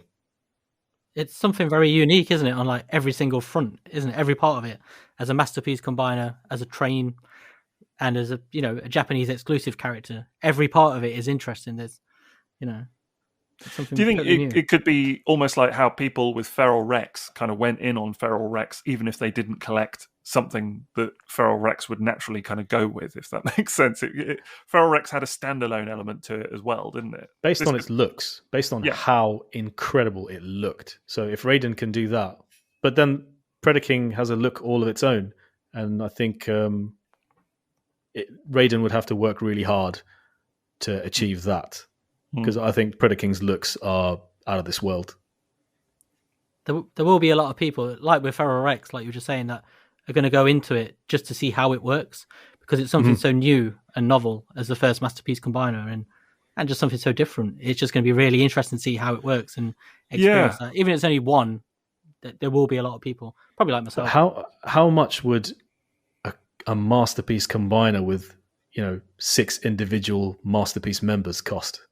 I dread to think. I think it'll be if Prime was like nearly £300-400. I should just tame my enthusiasm a little bit. They jacked that one up quite considerably as well with the trailer, the accessories, all of that. They really kind of went, not to mention it's Optimus Prime, so there's an element of or Convoy. They can kind of get away with it.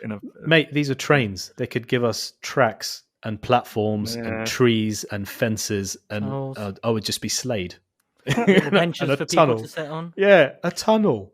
I am wondering if it'll have a gauge to it. If it'll have a particular scale, or imagine just if it fits a particular gauge, then that would even. But I think it kind of almost will have to fit something. Otherwise Otherwise they'll have to provide a track of something. Well, it's Masterpiece. They'll fit in Prime's trailer. Yeah, it's got to be the thing. Got to shake hands. Otherwise, it's not a good. That's toy. Amazing. Always got to shake hands with Prime. Otherwise, it's not a good toy. That's it. That's how you know you're getting a good toy. Shakes hands with Prime.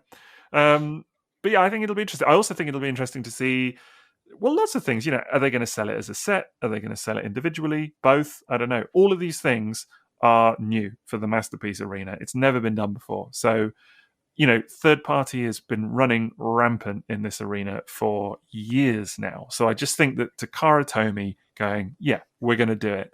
Here's how we're going to do it. I can't wait to see it. I wonder maybe if that's why they've started with Raden, because that hasn't been done by anyone. Well, there is one on the way, funnily enough. Oh, is there really? Yeah. There is. It was originally, I think, going to be a Zeta thing, but it's now Moonstar who are doing a Raden, and it looks pretty good, actually. It's immense. It's going to be like, I think, clearly from the look of it, another kind of 21, 22 inches tall thing. So probably, from that basis, going to be taller than the Takara Tomy effort. But the combined mode, look it up online. It's Moonstar Raden. It looks, they've done renders of it and all kinds of have it on. They've had it a grey resin prototype on display at a few conventions. It's really, really, honestly, looks quite spectacular. More train robos, never a bad thing. Yeah, well, exactly. At least there's options, right? Like even if people don't like the official one, hey, there's a third party. I'm sure some people prefer the third party one because it fits in with. If you've got lots of third-party Masterpiece bots, then maybe it fits in a bit better. I don't know. We'll have to see. Okay, so obviously we've talked a lot about G1, and it hasn't all been G1, but I guess a lot of the kind of core combiner stuff comes from Beast. G1, and even well, we are going to talk Beast Wars. We are going to do a bit of Beast Wars, and I feel You're going to do it in a Beast. that is Maz's Inner Beast speaking. Beast Roars. Yeah. There we go. That's how seriously M.A.S. takes Beast Wars. There in a nutshell, I think. Man in pig. But there is a lot to be said, actually. And what's funny is that we were just briefly, in between recording, coming onto it there, and M.A.S. actually said, hang on, there are combiners in Beast Wars. So I think that just about says it all. I thought I'd gotten away with that, but no. No, I'm going to throw it in there. Lay it out for everyone to hear. Yeah, no, there are some. So beast on beast, isn't it? It's beast on beast. Yeah, multi-beast. It's beast in beast. It's just Beast Wars. Is all like, Josiah, not monkey. Yeah. But no, there are several, a couple of prominent Beast Wars combiners. So the key ones are, there is Magnaboss, who is a combination of Maximals, 3 Maximals. There's an elephant, a lion, and an eagle. I knew it was a bird. I'd definitely seen wings. Yeah, there's wings in there. I was going to go with falcon because Power Rangers there's a falcon. I'm kind of questioning it myself now if it's a falcon or an eagle. I think it's an eagle. Someone will be screaming at this listening to it if it's wrong. I'm sure they'll be saying that I'm wrong, but I think it's an eagle. Like, no, it was a sparrow. A pigeon. Was that heron from Animals of Farthing Wood? I mean, obviously, the specific species of bird is the most important aspect of this, definitely. And then there is a Predacon set as well, Tripredacus.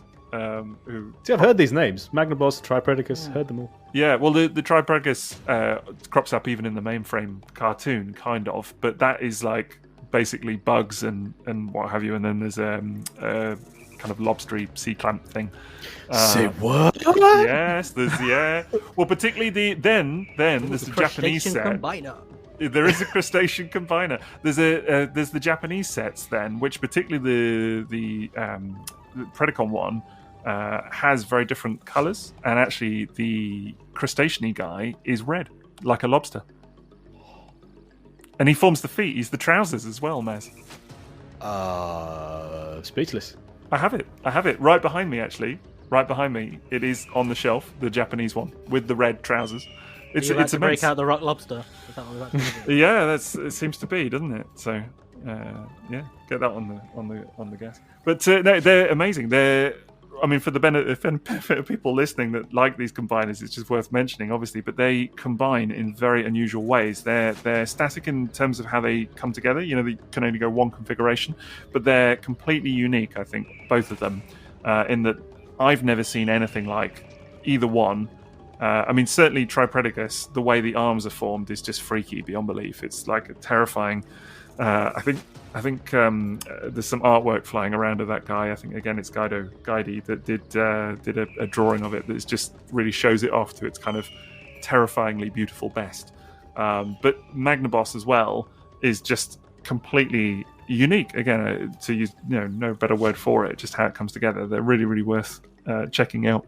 I want to see the lobster combiner. I'll show it to you. I'll show you. Yeah. Honestly, it's really, really something. Honestly, it's great. I mean, that's one thing you can say about Beast Wars. It doesn't do anything normal. No, everything is out there. Yeah. These two combiners, particularly maybe the Predacon one, they really push the envelope in terms of like I know you love JRX, and we'll come on to JRX in a minute. I would say that these two are as unique as JRX in terms of how they're formed, and they're 3 team members as well. So you can see some of the DNA, I think, in JRX that came from Beast Wars. But I know that you're a big fan of JRX there, Maz. Yes. Is this my chance to talk about JRX then? I guess it is. I mean, we've already talked about trains immensely, and there's only so long I can keep you both talking about Beast Wars. So. This hype train has still not left the station. No, we're just going to do another segment of Maz Does Trains, I think. Well, JRX is amazing. I mean, Car Robots was around 2000, and then we had RID in 2001. I remember that was an occasion I was just gotten back into buying toys, and this was a return to what I recognized as Transformers, but with some extra stuff. And bullet trains that combined were right up there in terms of what I thought was cool. JRX was it was so much more accessible back then, obviously, even as a Japanese import. I remember I sold one JRX set on eBay and it went for £17. Can you believe that? What? £17 boxed. Really? Yeah, and that's all I got for it at the time. And even a loose set I bought in 2014 or 15 only cost me 55 quid. Wow. And now obviously it's a far more expensive toy. It's quite desirable now. Yeah, it just looked so great, and combined it looked a way that didn't seem to have a lot of visual compromise. And obviously that whole thing was designed specifically around being a combiner, because then you've got the massive legs but with a tiny body for Midnight Express. I think it's J4 I think it's J4. And then obviously the other two don't have amazing robot modes, but they're still very cool toys. But the train modes and the combine modes, just really superb looking toys. Really fun to handle. I would agree. I think that's one. It's kind of what we were saying really kind of, I can't remember if it was at the start or earlier when it was, but we were saying that, there's a degree of acceptable compromise with combiners, right, isn't there? And for me, the robot modes, yes, aren't amazing. They're fine, maybe a bit perfunctory, but they are an acceptable compromise to get the amazing combine mode and the incredible train modes. Yeah, and I remember I bought 2 sets of JRX and Rail Racer so that I could put the 2 locomotives back to back just to have more train. And I've always wanted a third-party company to just make random, non-transforming carriages so that you could have a full-length bullet train in all 3 versions of those trains that we've got, the Shinkansen modes. And I even looked up what gauge is JRX, and I asked on Twitter, and people were like, yeah, this is actually quite interesting. What gauge is it? So that I could look up actual train sets with the right carriages, because they're quite, widely known Japanese bullet trains, just to see if I could buy actual carriages from a train set and put the 2 JRX guys at either end. Haven't managed it yet, but that would be great. Come on, someone, make them. Sounds like they don't even have to transform. Just make some carriages. I'm going to be very disappointed if on the next episode you aren't wearing a little train conductor hat. You sat with your little train set out ready. Have you ever owned Rail Racer or JRX, Liam? I have, and it's one of those where I want to say it's in my top 10 toys of all the time. It probably isn't, but it's one of those that's that good when you think about it straight away. It's like an amazing toy. For a split second there, I thought you were going to say something disparaging about it, and I thought Maz is going to kick off. Oh. Yeah, I mean, I don't use this phrase often. I don't use this phrase at all, but that toy slaps. It really does. If any toy deserves that phrase, it's that toy. So good looking in all modes. Great toy. I've owned it so many times and stupidly sold it. Now I've got to buy it again.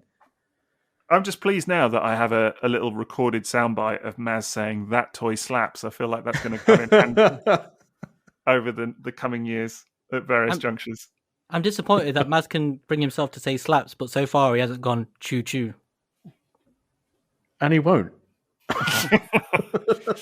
There are limits, Liam. Come on. Someday. Yeah, no, I'm fully on board with the old JRX love. That was actually unintentional, believe it or not. It really was. I promise. Somehow that makes it worse. I know. Just it falls out of me. What can I say? Dad jokes. But no, I love it. Honestly, absolutely love it as well. I think to me it is interesting, this whole business of degree of acceptable compromise. I know we've kind of skirted on it earlier, but I think it is a recurring thing for me with a lot of combiners, and definitely you do see it in JRX for sure. But I really don't mind it. I think there are people I have, when you post pictures of the individual robots, there are people that go, God, they look kind of goofy. And it's like, yeah, no, they do a little bit. I get that, but the full set, it's one of those you really have to have it in hand to kind of fully appreciate. They're also actually quite fun to transform. They are. I mean, I was about to say, I think I would be all right with just 3 gorgeous trains like they are transforming into a combiner with no robot mode for individuals. But actually, those robot modes are really fun to transform them into. So that's interesting, because that actually, if anything, takes us back a step to Beast Wars. Dun dun dun. I don't know. I presume you've seen pictures of Magmatron. Funnily enough, we just put it on our podcast artwork for the Holy Grails episode. So it's on there. Maybe we all missed that. Well, I just saw Swoop and Great Shot. Did I? Was there I something didn't, else on there? because it's my picture, but yeah. There is some Beast Wars toys on there. Rock Lord. Magmatron. It sounds more like a Rock Lord. Bloody Rock Lord. What are you on about, son, honestly? Good Lord. You're starting your own little Rock Lord cast. Is that what's going on? But anyway, there is Magmatron, who is 3 dinosaurs in one. That just don't have individual robot modes, but they have one combined robot mode. So it's one dude. Magmatron is the guy, and he's kind of like a big bad guy, kind of a leader or whatever. But 3 robots, 3 dinosaurs that just turn into one robot. But it's super creative as well, how they all kind of come together. Very, very fun toy. But would you call that a combiner? Do you know, it's funny, when we were talking what's a combiner earlier, I had it on my list of like, where does Magmatron sit? And I'm glad I didn't bring him up at the time, because you would have been like, who? What? But and it would have been worse somehow, at least in context of Beast Wars, it's kind of okay. But I don't know. I don't know if you consider that a combiner or not. I think most people probably would, because it's 3 toys that combine. But again, they're not individual. I don't think in fiction, I could be wrong on that. I'd need to double check. I don't think they've ever been considered as individuals. I think it is just one guy.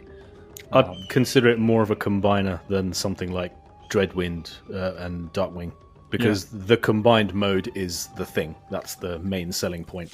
Yeah, for sure. As opposed to being kind of a side thing. Yeah, no, definitely. I mean, if you want them in robot mode, it's combined mode. That's the thing. So, and it just kind of reminded me of what you were suggesting about JRX there, to have like 3 trains just going straight into a combined mode. It's essentially that concept, but dinosaurs.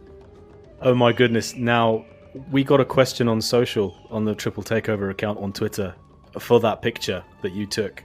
And someone said, who's the combiner? And I was like, is that a joke? Am I missing the joke here? The Dino Combiner, and that's it. Okay. So I actually completely missed that there was a combiner in that picture. But I do remember the one you're talking about now. He had the grimace on his face, the really angry grimace. Yeah, again, he's on the shelf. He's on the shelf behind me, actually, just next to the Japanese Tripodicus. Mate, all of Transformers is on a shelf behind you. Yeah, I was going to say. So. Can you not spot it's them? Not narrowing it down. I'll show it to you up close later. Not all of Transformers, honestly. Just most of it. Honestly. What is this? But no, it's a very, very cool toy. I think it's one. It was a long time curiosity of mine for years. A bit like JRX. Before that, I got that in hand, and I just like that it's so unique. But I would put it on the same scale as what I was saying about the other 2 Beast Wars combiners and JRX, and to some extent Landfill. That all of these are their own sort of idiosyncratic thing. They're just completely. There's nothing else like them that's ever been done, and I really kind of respect that. I like that a lot. Yeah, and they're probably more loved toys as a result of being so unique. And I guess I mean, I wouldn't know apart from JRX. I've never owned the Landfill Build King toy either, but I'm guessing all of them are considered successes. Yeah, Landfill has a lot of love. It has a lot of love. I think Landfill's cool because the individual toys are good. Again, there's a degree of acceptable compromise, I think, in all of that, But like Wedge is my favorite, definitely the little orange one. But yeah, the combined mode is cool. It doesn't hang together brilliantly. Like, it's not the most stable thing in the world. The fun, really, as I say, is from the three of them that aren't Wedge, you can rotate them around, so you can have them in different. They've got a kind of like a triangular way of coming together and pinning in the middle, and then you can have them in different configurations. So it is completely unique. We keep saying that, but it is. Big fan of that toy too. Just thought I'd get that in there. Yeah. And of course, in RID, you had a couple of, and in Beast Wars as well, Beast Wars 2nd, you had a couple of choice repaints of some old classics. So that was kind of fun. Any particular favourites? Oh, God Neptune. Stunning toy. Yeah. Funnily enough, just to my side. So I'm just holding it up for the benefit. There he is. Like that. Beautiful colours. Yeah, really, colours. Nice really, really nice. Really, really nice. Love that toy immensely. But I think the Piranacon mold is often overlooked a little bit as well. Fair to say. And I think Piranacon might be in with a shout of the best combiner artwork ever. That Piranacon gift set is not only stupidly hard to find and expensive, but it's also absolutely gorgeous. I love Piranacon's artwork. I love the idea of Piranacon. What a great name as well. And the Generation Select one is probably the best of those combiners too. You loved that, didn't you? I remember all your pictures. Oh, it's incredible. The lengths Takara have gone to change it. Like, Snaptrap's amazing. It's just has so many extra bits, and it's just an incredible toy. And I'm so impressed they managed to incorporate the Target Master modes for every limb as well. They're all there, and they've even come with little stands. They can use things as stands. It's pretty. Oh, they kept all. That's cool that they kept all of that. I like that. But I remember the Snaptrap looking really cool, really beastly. Yeah, and he can do the little turtler mode as well from the cartoon. Great. What I really like about God Neptune, actually, beyond just the toy and whatever, is kind of what they did with it in the fiction as well, and the fact that they're all pirates and all of that is kind of quite good fun. And it's, for me, one of the more memorable reinterpretations. I suppose it's one that stands out for me is like the original toy, obviously Piranacon, other than the comic, but even then it was very, very brief, didn't get much chance to shine. And yes, it did... a bit as King Poseidon, obviously in Master Force, but actually, arguably, it's the repainted version that really kind of took off in terms of character in that cartoon and what have you. So I just thought that's kind of fun. I don't know what you're talking about. Yeah, Beast Wars 2nd, right? The Beast Wars 2nd. Yeah. I did wonder if you've not seen it. Of course, you may not know, but yes, essentially they're pirates. They're space pirates. So the God Neptune lot. The Beast Wars 2nd Seacons, they are pirates, and they've very much got that. They've even got like an actual pirate ship that flies through space that has like a little rook's nest that one of them sits at the top of. You're selling it to me. I'm interested. That sounds wicked. It's completely out there. I think it's funny that if you don't know some of the Japanese fiction, I think there's very often an assumption that it's like uber serious and like, kind of somehow more grandiose than what we got from Sambo and whatever else. And then actually when you see it and you sit down, you're like, this is ridiculous. And it truly, like, Beast Wars 2nd, more than most, is ridiculous. Absolutely ridiculous. The funniest one is that there is an Autobot squid as well, who falls in love with the lady squid. Or no, actually the other way around. She falls in love with him, I should say. What's her name? I'm trying to remember her name now. Should be on the tip of my tongue, but I can't remember. I'll have to think about it. But yeah, she falls in love with him, and it's like a whole kind of little romance subplot and stuff. It's very funny.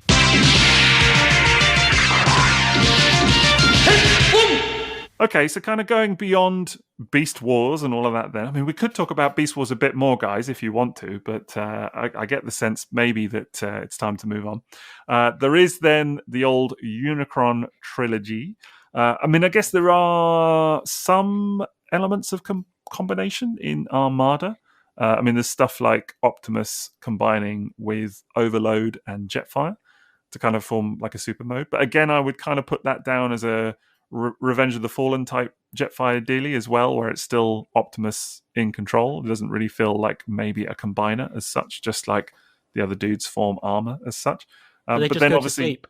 yeah, well, that's it. I mean, what do they do? I don't know, just like use for parts or whatever. But then obviously, then there is Energon stroke Superlink, where it's like a big part of it, isn't it? So, and then you got some kind of classic names, classic combiner names coming back in a big way. Liam, I think you're kind of a fan of this lot, aren't you? Yeah, big fan. They really brought it back there, didn't they? And it's so intrinsic to Energon as well, because you've not only got sort of almost all of the characters can combine, but you've got the actual little combiners, don't you? Yeah, You've definitely. got Superion, Devastator pops up in there. There's Bruticus. And that Bruticus toy is just such a perfect reimagining, even without the Fans Project upgrade kit. It's just this wonderful little reimagining of those characters. Well, not even those characters, just the idea of those characters, I suppose, more than anything else. Except for the hands and feet. I've never actually seen the upgrade kit, but the hands and the feet never bothered me too much, I got to say. I mean, they're not the most stable, but still kind of fun. It's just like they've got like little umbrellas, like just poking out. It's really weird, and it's one of those things where I never got it, and yeah, I can normally give points for inventiveness. I just felt like they needed hands and feet. Yeah, no, fair enough. Is that your favourite of the three then? Is it the Bruticus Maximus one? No, it's actually probably the Superion. Superion has had life outside as well, hasn't it? It was that was one of the movie lines. Was it Revenge of the Fallen again? Revenge of the Fallen, yeah. Bruticus was as well. They were both reissued in those in sort of more, I suppose, more Generation 1 style colour schemes. Although someone's going to tell me that's not true, but they definitely had different colour schemes. But, yeah, that's kind of cool. Yeah, they're just, again, they go back to the sort of Scramble City style where you can swap any of them around with a core bot. And it's just such a fun little thing. I guess what I find interesting about those combiners, those three especially, is, well, firstly, where on earth is Defensor, right? Like, what? Just the best of all of them, and they just left him out. I mean, that's just criminal. But anyway, I could rant about that all day. I guess what I was going to say is that I find interesting is that it was at a time where we'd been through Beast Wars, we'd been through RID. There hadn't really been any semblance of huge G1 homages for ages, forever. And then suddenly, all right, yeah, there's characters like Optimus Prime, but, it's still all very different. And then suddenly you've got these three combiners, particularly the Constructicon Maximus, that are like heavily riffing off their G1 designs.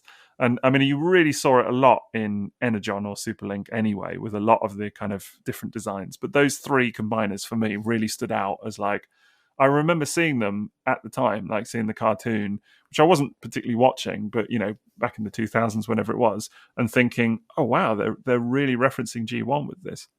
Well, there was, for a long time, there was this kind of reluctance to go anywhere near combiners, wasn't there?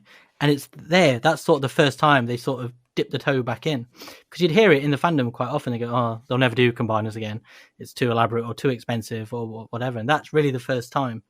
And then you get from there, they sort of started doing all the upgrade kits, didn't they? Third parties and stuff. And so from there you so it's only a few years later where they then springboard back to Combiner Wars and stuff, and it really takes off again. So do you think that it was third parties doing combiners at generation scale that kind of showed Hasbro there's a market for this, and then they decided to bring him back in such force? I don't know if it's so much as it showed Hasbro. I think it just created a bit of a fervor around it, because those toys became really desirable. And the upgrade kit they did for Superion was like a must-own. And for ages, that was really expensive on the secondary market for years because of how limited it was. But because they did the Snowman version as well, didn't they? And that just sold out straight away. And for years, people were always coveting that because you couldn't get combiners. And then it would only been a couple of years later, I suppose, wouldn't it, when they really started to come back. But I think that's the moment when they did. I'm kind of intrigued by the Snowman version. I don't know what that's even a reference to, but it sounds interesting. All right, it's the Fans Project kit. They did, I think the first version was grey, and the second one they called a Snowman version, and they released it as an exclusive somewhere, possibly around Christmas, and it was white to better match, more accurate. Speaking of third-party combiners, we can't not talk about Glacial bots, because those are fabulous, aren't they? They're so cool. Yeah, and just the whole effort they went to around that by creating that story about how they'd been lost in a shipment from sea. And then they did the really awesome sticker book, in the classic Panini sticker book style. Yeah. And then there was like a comic as well. I thought that was really nice. And the Glacial Lord itself, it's a really good looking toy. And one of the characters is called Mega Zero. And how can you just not love that? It's funny because we're talking about, Unite Warriors Devastator and Power of the Prime's Predaking actually is another one for me that is really interesting. Again, in this theme of degrees of acceptable compromise, a lot of people will take a swing and kind of hate on the individual modes, and the kind of compromises there. But that combined mode on Predaking is incredible. Really, really has to be said. It's an incredible combined form. But actually, both of those toys I appreciate much better with third-party upgrades, to be fair. Devastator sock. Yes, yeah. Because that was a weird one, actually. I never quite figured out why they did that to Mixmaster and kind of made him look so unusual. But certainly with the upgrades and stuff, it does kind of make them feel a little bit more kind of complete. Yeah, it's quite surreal with the Devastator how much they are gunning for it to look and evoke that G1 look, but then with the foot, they just went with something totally different.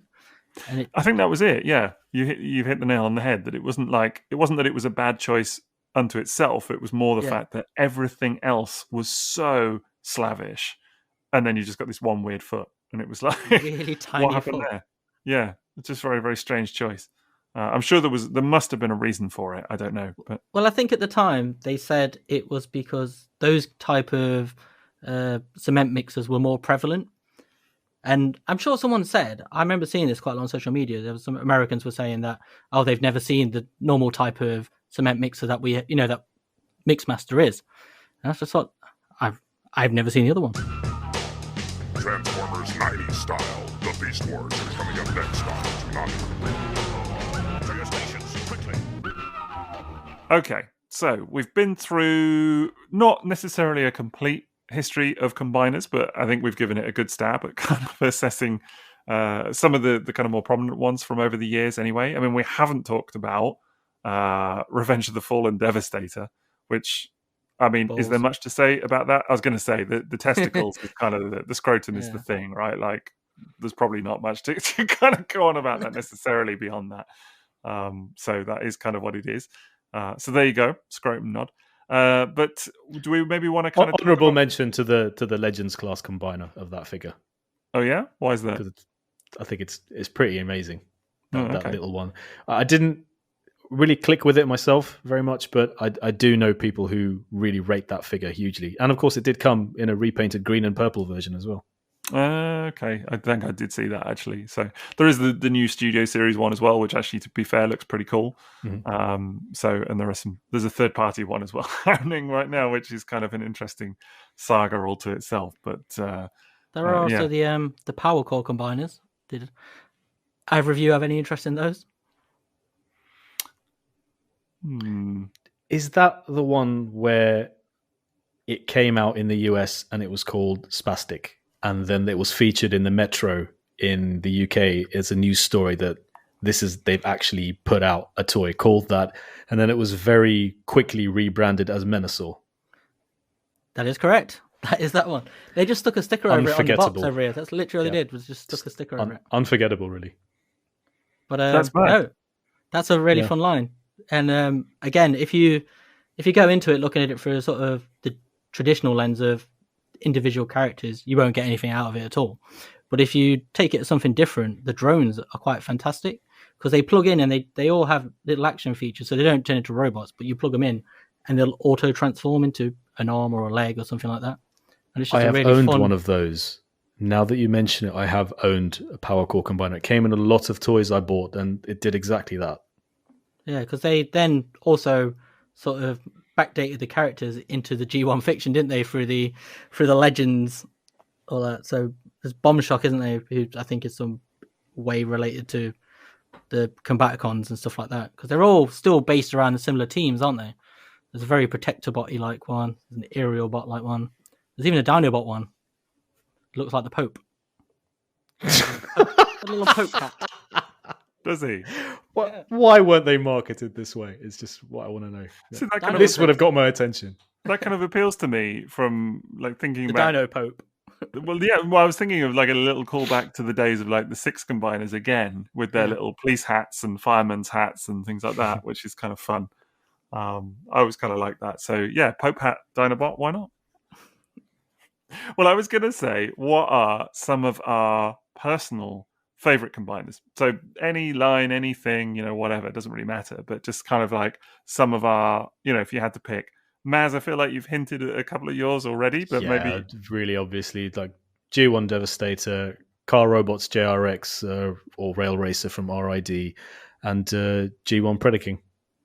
3 solid choices. Also Abominus, also Defensor, also Superion. But yeah, those 3 really stand out for me, but there are so many good ones. I guess there are some similarities between those 3 as well, in that they're all 3 of them completely not replicated by any other toy, if that sort of makes sense. And they're, as in there, I keep wanting to not use the word unique, but but they are. They're all non-Scramble City. They're all kind of relatively cohesive in terms of their color schemes. Very strong theme running very visibly through those combiners. Right. Trains, animals, construction vehicles. Yeah. And even the colors that they were done in were very, very coherent. Yeah, they stand out a lot. So maybe there is a kind of, although you do like the other types of combiners like Superion. I do very much, yeah. But maybe there is a kind of something about those points that kind of appeal to you. I don't know. Mm-hmm. Interesting. Liam, any particular favourites? Yeah, I mean, we've covered JRX quite a bit, but obviously Computron. I think the Generation 1 toy and the Unite Warriors one are both just 2 amazing toys separated by 30 years, but they do it so differently and so well, but of just these wonderful characters. And I love Computron and probably Piranacom because I just love the colours. He just looks like late 80s, early 90s sort of swimming shorts, doesn't he? It's like big pink and teal colour scheme. Is that like another themed piece of clothing? Do you know what I mean? Like the Pope hat and what have you. He's got his little. We've all had Bermuda shorts that colour. Right. Yeah. Certainly back in those days. Yeah, definitely. Yeah. Well, yeah, I think some of mine. I was thinking about this and I kind of wanted to have like a really kind of, special answer or what have you. It's probably some of the classics. I mean, I do, as much as I was kind of saying, there are some, bits about G1 Predaking that I'm not, in love with, like the wings or what have you. It's still something about that set is just really kind of impressive when you hold it, when you look at it. I don't know. Yeah, it's immense. It's just an absolutely incredible set of toys. So that's hard not to love for sure. So I do really, really love that. I've already mentioned Defensor, and that's definitely a favourite of mine for sure. Absolutely that one. And I do have a lot of love for some of the Beast Wars stuff as well, because I think that is really quite impressive. I would probably throw, honestly, from a modern perspective, there are tons of the third-party ones that I really do love. I mean, they're doing some amazing stuff with it now. But I do think that actually Unite Warriors Devastator, again, is a really good, strong example of a modern combiner. I think it's hugely sidelined by people, collectors sometimes that maybe haven't held it in hand and kind of, particularly if they've seen just the Hasbro version and kind of like, oh, it doesn't have elbows and what have you, they kind of just look at the compromises. But honestly, there's so much that toy does right that I think is just makes it totally worth getting. And actually, I recommended it to a couple of people recently with the reissue. Some of you may know Cybertron Warriors on Twitter and Instagram. Lovely, lovely chap that he is. And he picked up the reissue and seems to be loving it. I'm not saying that was purely on my recommendation. I think if a few people said to him, "Yeah, do it," and it's totally worth it. And I think he did a lot of reading about it. But he seems to be really enjoying it and having a lot of fun with it. So I think from a modern perspective, that would be the one for me that I would say, has done it very well. I would also like to give shout outs to MMC Feral Rex, Unique Toys Ordin, the Abominus was really cool. Like the Blot figure was just great. It was such a good. I think it was called Troll, Unique Toys Troll, and also like Combiner Wars Bruticus was a really, really good fun toy. I really enjoyed having that.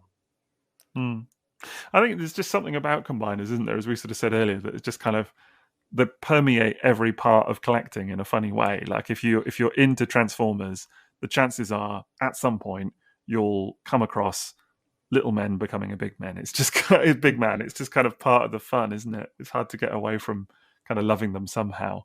It's just... We should also mention the big deal that was Victorion, the fan pole Fembot combiner, because that was actually an incredibly cohesive looking set as well. That's true. Really nice colors and a stonking head sculpt on that toy as well. Really fantastic. And I remember watching Thew's review of is it called Megatronia or Megatronica? Yeah, what a stunning looking set that is as well. Really amazing colors on, and he very nearly enabled me into buying that set. So that's been a really nice development, and like you said, just a deservedly more inclusivity. It's still nowhere near balanced, but at least those two combiners were cool. Because they did another one, didn't they, with the Elite One torso? That's right, absolutely right. Prize. Yeah. And they've done loads of the little car bots to go on her arms and legs or whatever. No, the other one I'd throw out there would maybe be Landcross. I can't wait. Really want to experience that one. Yeah. It's that good. Honestly, totally worth it. Really, really just one of those that will go overlooked by so many people just on the basis that it's a Japanese exclusive toy. But it kind of would have got, I think, it would have been a real childhood favourite for a lot of people, I think, if it had been over here for through Hasbro or what have you. It's a shame they never did it, but still. We also got to mention Six Wing, right? Of course. Well, that's a favourite of yours, right? Must be. Yeah. It's the show colours, isn't it? Yeah. Our show colours. Yes. Triple takeover. It very much is. Yeah, definitely. We now return to the Transformers. Okay, well, I think that probably is us done on Combiners. I mean, ultimately, we could talk a lot more, I'm sure. I mean, it seems like we could talk all night on this kind of stuff, but got to draw the line somewhere. And little men into big men. It's been done for tonight, I think it's fair to say. And big women. And big women. Thank you, Maz. Yes, indeed. Mustn't forget that. Have we missed some of your favourites? Do let us know, on social media or whatever else. Always love the comments. In fact, it's worth me saying that we have been, I think we've already said this in previous episodes, but absolutely bowled over by the response generally from people online, social media, all of that jazz. It's just been incredible. So thank you so much to everyone that listens, that is engaged, that talks to us about it, and that sends us positive comments, because we like hearing positive comments. It's really, really nice. But guys, where can they find you, Maz? You're on social media? Facebook, Twitter, and Instagram as @TFsquareone. One word. Liam? I am on Twitter, Instagram, Facebook, all of those things as Toybox Soapbox. I'm on all of the above, and you can stare at my mug on YouTube as well, and I'm at Sixo TF. That's me. So, and together we are Triple Takeover, and we'll keep pumping them out. We're trying to get these episodes out fortnightly, you may have noticed, so do keep tuning in and tell your friends about us as well. That would be lovely. Otherwise, thank you very much for listening, and good night, Seattle, and good mental health.